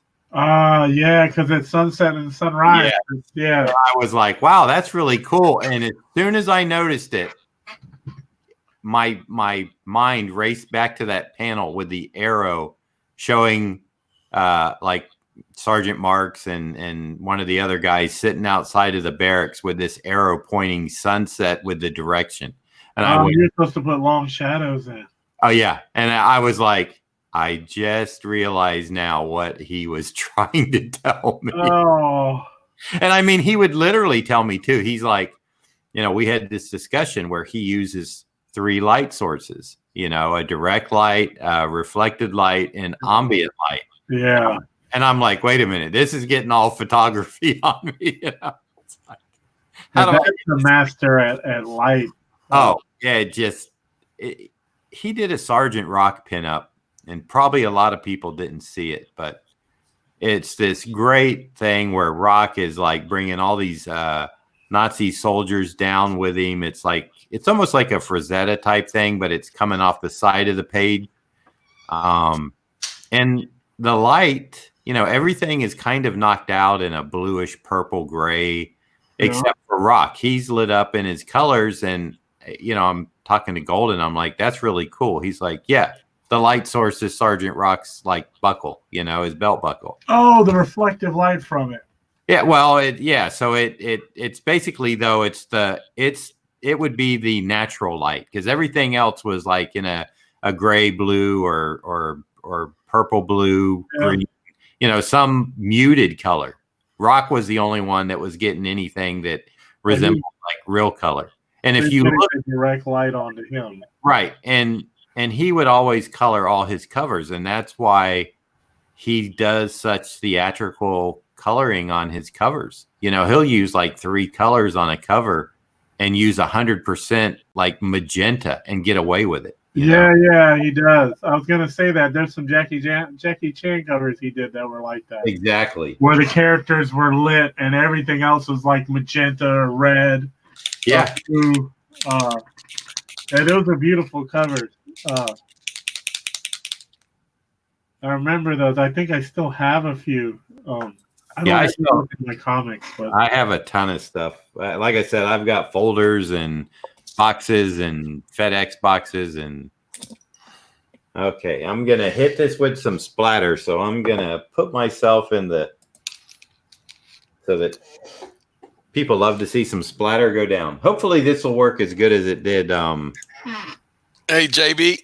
Yeah. I gotta get rolling. I figured you would. Yeah, you said it'd be about an hour. We've been on a little over 2. So I'm gonna get ready. I got some visitors coming. Well, I'm going to have to get rolling after this too, but. All right, man. Hey, Drew, good talking to you. Everybody else. And don't forget about the John and Drew show starting on Monday. That's going to be fun. Fun time. All right, my friends. Hasta. Bye. Bye, Craig. All right, he's gone. Let's talk about him. No. It'd been funny if he was like, "I'm still here, guys." It would have been okay. Yeah. I know a guy who always thought, like, when he left the room, that's what everybody was doing. Yeah. I was like, wow, you were really into yourself, man. Like, geez. He's like, no, I could tell that people were just waiting for me to leave. I was like, no, I don't think so. I was there as well. So, I think you're good. I'm doing the Matteo Scalera. Yeah, I feel like you're enjoying that too much. Well, sometimes you got to get some anger out on something. Those Posco markers are crazy wet too. Like they do really good splatter because they're so thin, Yeah. The Molotovs are okay, but it's thicker. They're better if you're trying to lay down like a nice white or highlight with it. But like if you want to do splatter, the Posco ones are the better choice, I think. Well, I got this. Ron videotaped Matteo doing his storm drawing at Heroes last year. Right.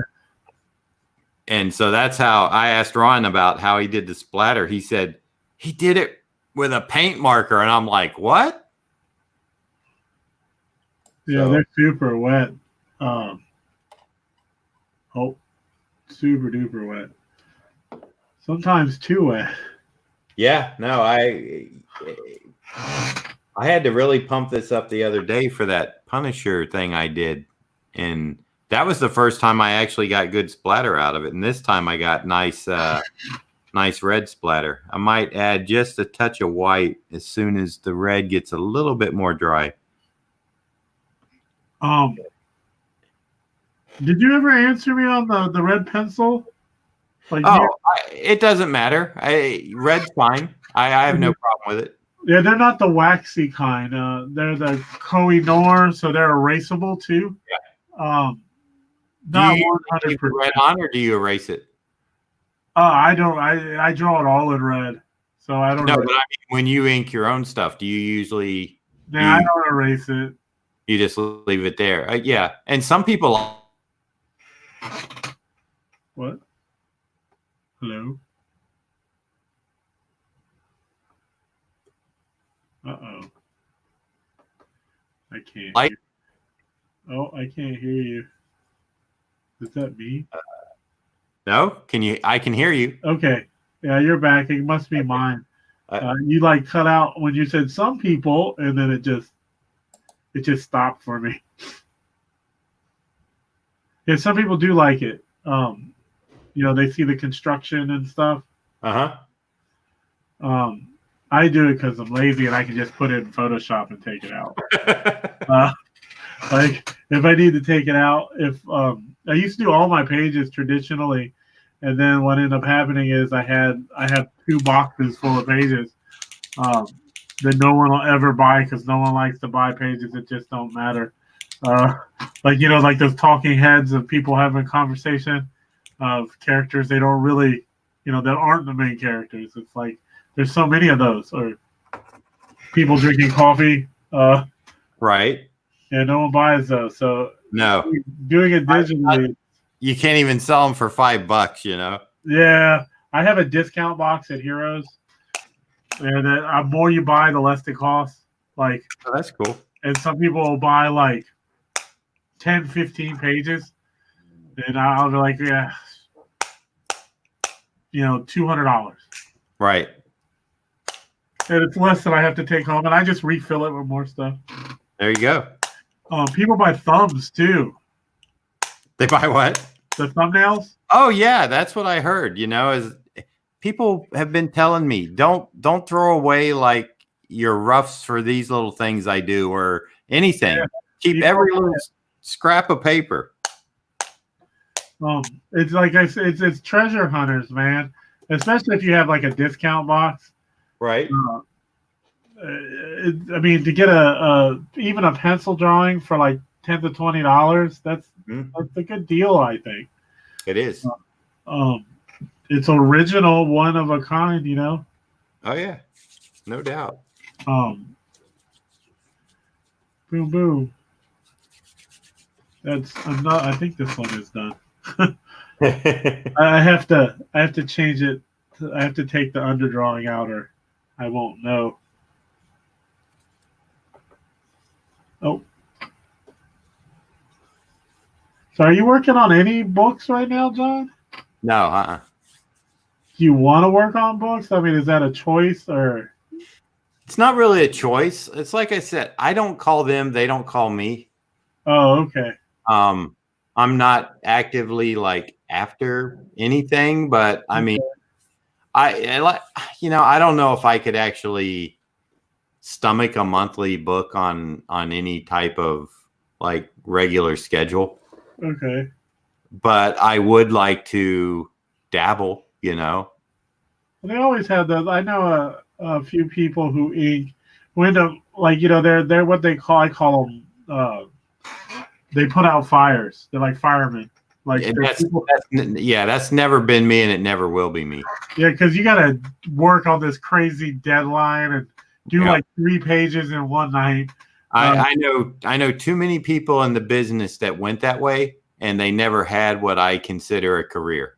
Well, that's because that's all they ever do. Exactly. Yeah, that's what I'm saying. And that's it. It never was me, and I never will put myself in that position. Number one, because I don't want it. Number two is I'm not a guy you go to have 3 pages or 5 pages turned around overnight. Yeah, it's crazy. And I told a friend of mine who was doing it, I was like, you need to start turning that down. Yeah. You're that guy now. Like, that's you. It's the worst thing you can do. I mean, look, truthfully, being an inker is hard enough as it is. Even when you're a popular inker, it's hard. Yeah. But being that go-to guy is even worse because you don't have books, you don't have a run, you don't have a series to show it. 3 pages here, 5. Exactly. There. Yeah.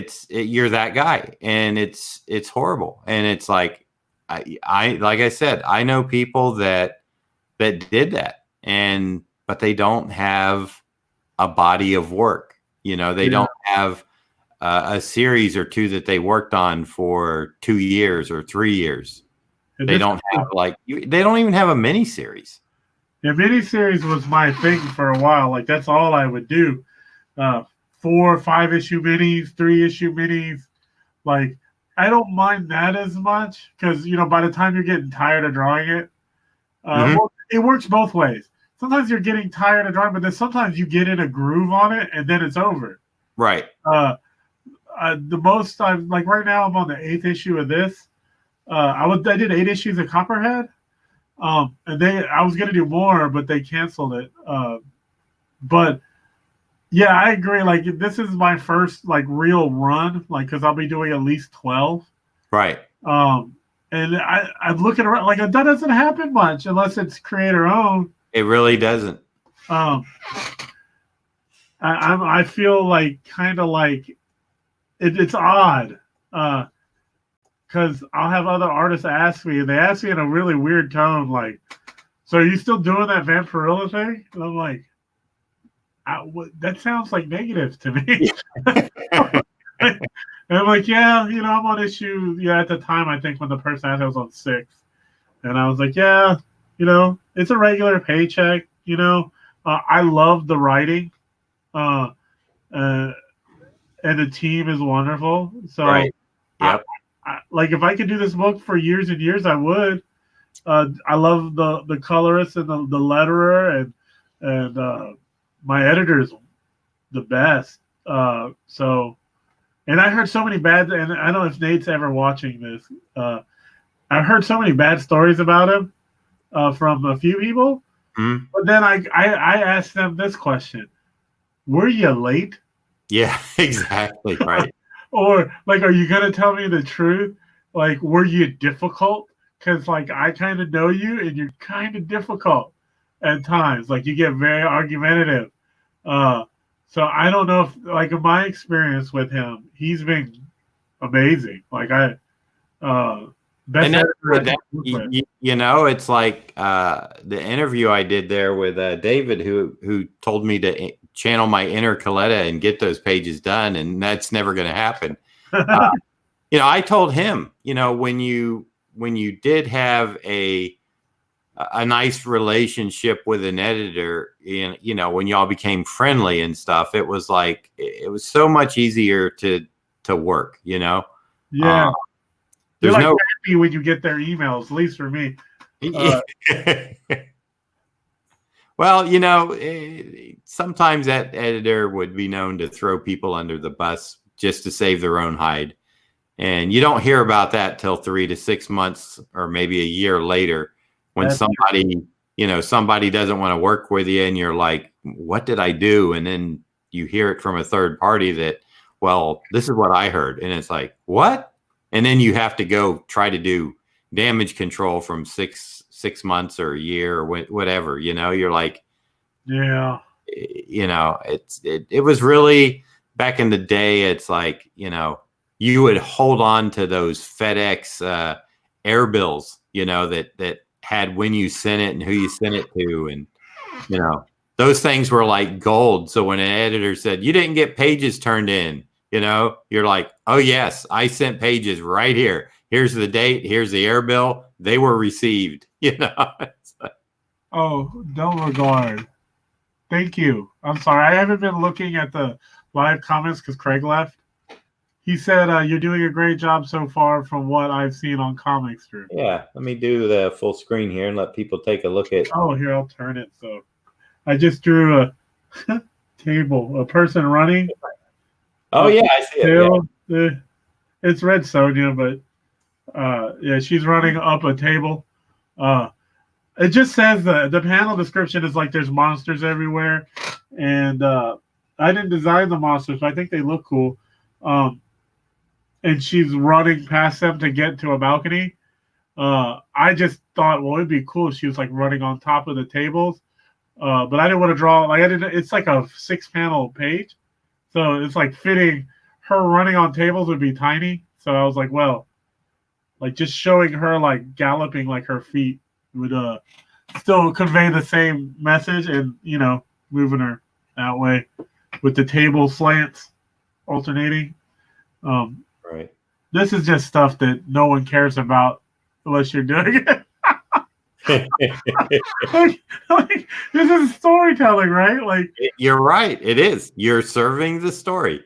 Yeah, I mean, I could do this whole thing where she's like dynamically with the hands out and running, but then like I do have 5 other panels. Like that's just not gonna work. Uh, and I think there's dialogue maybe in there too. I think And you show her whole figure, it may take away from, her running across the tabletops. yeah, and it's not like the most important thing in the panel. There's a panel I think further down where she when she leaps and she barely makes it. I think that's more important, and that'll be in the bottom panel. But yeah, right there, and that's a more dynamic upshot going down with the tables in the background.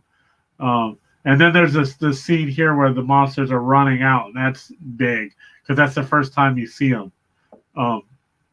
Little nuanced stuff that not all consumers think about, but us, like as storytellers, like we have to.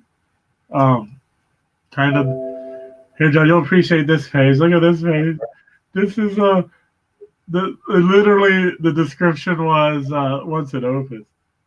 Oh. Let's see if it will open. That's not good. Well, I could do it again. It's not that big a deal. Was that from your that driver update or whatever? It possibly could. Look, this is the panel said space. I mean, that's the whole page. Like I threw in some splatter on a star field and sprayed out some of the stars.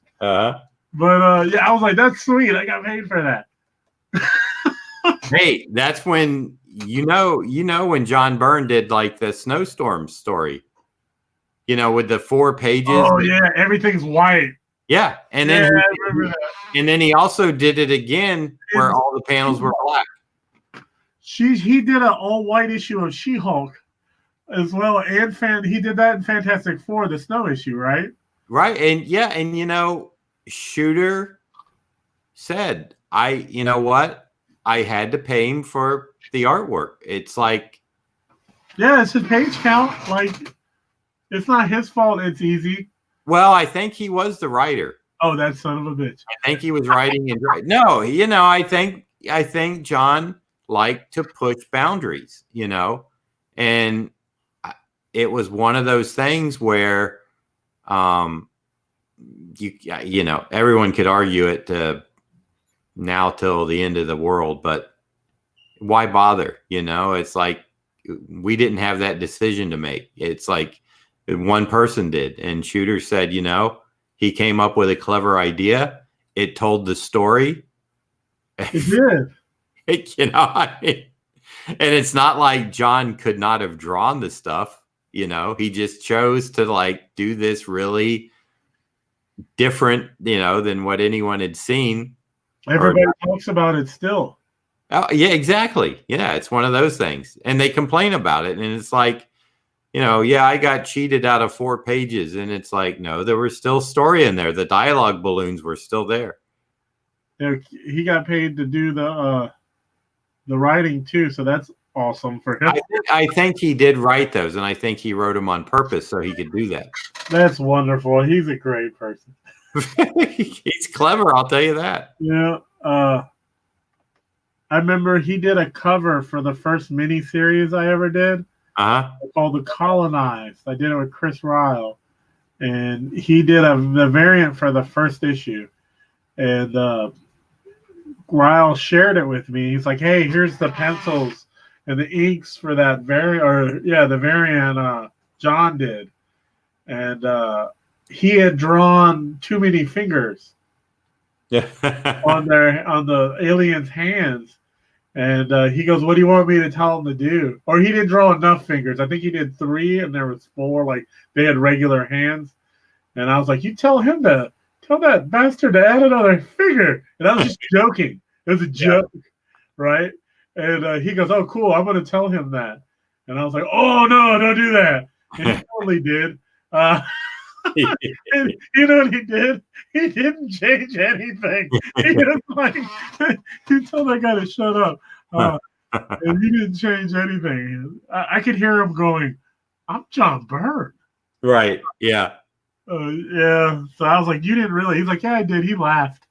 I was like, okay, he knows I was joking, right? Like, Well, honestly, and I mean, I got no problem with this at all, but I do believe at one point in time, Byrne was probably the most powerful creator in comics. I mean, he got what he asked for. and with the X-Men and Superman thing, I mean, he did. Remember when he was doing like Namor and Yeah. She-Hulk and Yeah. like, if I felt like he was drawing everything and writing everything. He literally could draw 4 to 5 pages. He was like Kirby. He could do 4 or 5 pages a day and not really break a sweat. And their quality, I mean, that Namor run, geez. Yeah. It was really good. I remember just being in awe of those pages. Yep. No, his pencils were always so like well put down. I mean, it wasn't like I think he just had that natural knack of visualizing something and putting it on the page. Yeah, he did a great job telling the story too. Like, right. He was a great storyteller. No, I mean, I'm sure. I don't know. I didn't really appreciate those Star Trek books. Yeah, I don't know. Those were the Fumetti ones, right? Where he had the photos and. Yeah, I didn't. I really think like that was just fun for him, though. Oh, I mean, I'm sure him being a huge fan of the material, but I was like, what is going on right now? Yeah, no, I heard about him. I never saw him, but that seems like something he would just be, because he loves the old Star Trek. I'm sure he loves the new stuff too, but especially the Captain Kirk, the original Star Trek. So yeah, I only like. I'm gonna admit that I've never watched a lot of Star Trek. I haven't watched it I haven't watched any of the new stuff. The old stuff used to be on in the afternoon when I'd get out of school in 5th grade, and I remember watching it back then. But I haven't watched it since. I kind of would like to watch a episode or two just to see if I could still watch more than just one, or probably one would do it. If I watched one, I would either know whether I'd like to watch a couple more, or if it'd be like, you know what? I don't know what my 5th grade self, what it appealed to, but yeah, I watched The Next Generation when I was in middle school, and I liked that a lot. And then I just kind of forgot it ever happened. You know what I'm saying? Like, it's one of those things, like you said, you're in a 5th grade, you're watching it, it's super cool. Then all of a sudden, something else shiny got your interest, and then you just kind of forgot about it. And I have a friend who runs a Star Trek podcast. Mm-hmm. They used to have me on occasion. I was the guy who didn't know anything. Right. So I would always be like, well, why would you? I don't understand. Like, there's just some things I was like, I get it's for the story, because if he doesn't do that, there's no story. But geez, they're supposed to be like super smart, right? Like, right, yeah. Now, Rod in the chat says he would like to see somebody that does the modern coloring technique go back and, I guess, recolor Byrne's X-Men run, but I'm kind of against that. I have mixed feelings on coloring stuff. That I kind of personally, I like the limited palette that kind of reels you in to a degree, because people get too carried away with all the effects and different blend modes and stuff. I'd say it matters who did it. Yeah, that's what. I definitely agree. Like, if you got Dave Stewart to do it, right, it would be probably amazing. He would add all those like very cool, unexpected colors. Right. And he doesn't really do that lens flary bright stuff.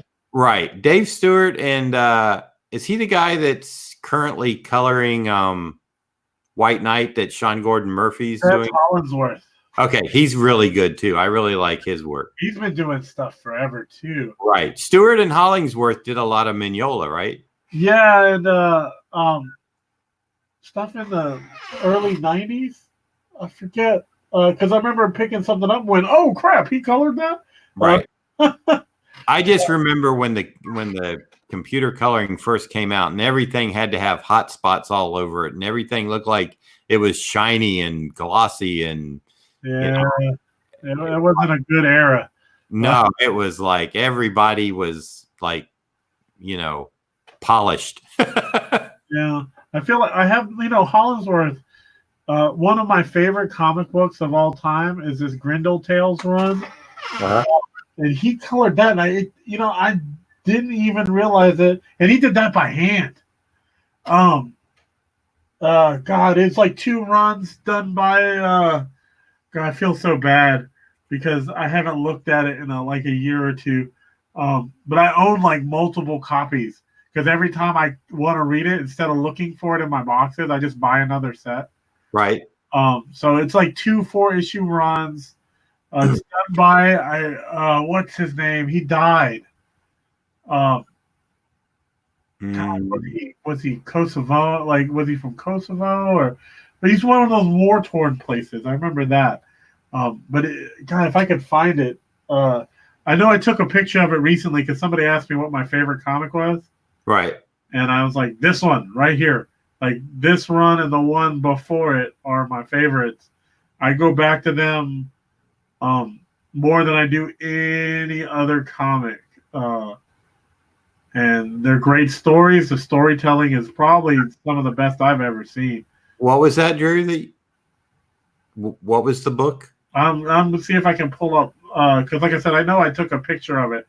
Oh, you don't remember the title? Well, it's called Devil. There's 2 of them. Okay. And that's the sad thing, is that I can't remember the title.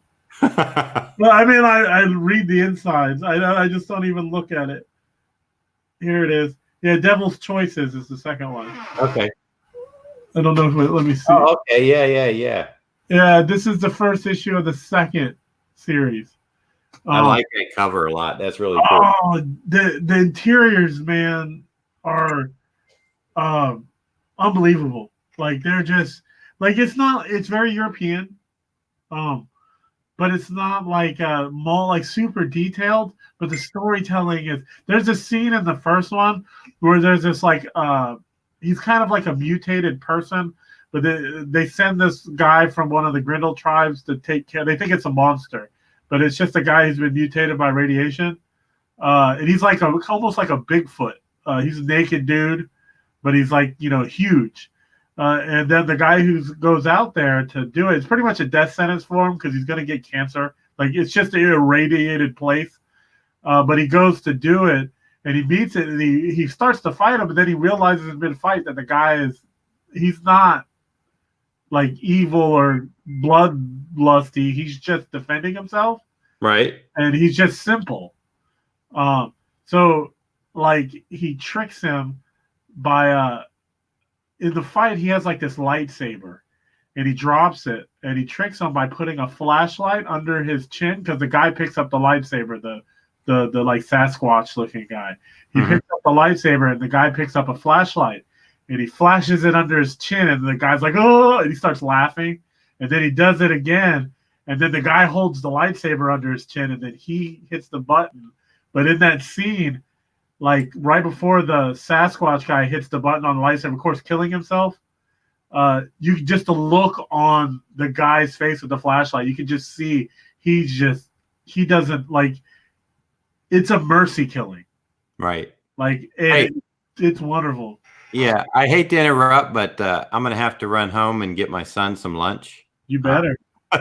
Yeah, he just sent me a text and. So I told him that I would be there in a few minutes. So those who are left in the room or those who are watching this, Drew and I will be back Monday at 10 a.m. We will have more stories and ramble on and draw and have a good time. Right, Drew? Maybe. What, are you backing out now? No, I don't know about the fun part. Okay. We won't have fun. Yeah, we'll just talk about stuff no one cares about. Well, yeah. We'll make lives miserable, right? We'll try. We'll make them feel better about their lives and tell them how bad ours are. I'm all into self-pity. It's one of the Buddhist precepts, Self-pity is where it's at. All right. Well, I'm going to go take care of my son here. It's interesting that he's 7 and he can send me a text. So He can't make a sandwich? No. well, pretty much, yeah. Yeah, my son's the same way. That's why I was late getting on, because I was making my son's breakfast. Well, he wants a Happy Meal, so. Oh, the chicken nuggets? No, he gets the cheeseburger with nothing on it, just cheeseburger and cheese. I like the regular cheeseburger at McDonald's. That's what I usually get. Yeah, those are good. But I'll let you go so you can go feed him. All right, everybody. Thanks for tuning in, and we will see you shortly in a day or two, Monday at 10. Yep. Be here. Good night, goodbye, good morning, good afternoon. Bye. See ya.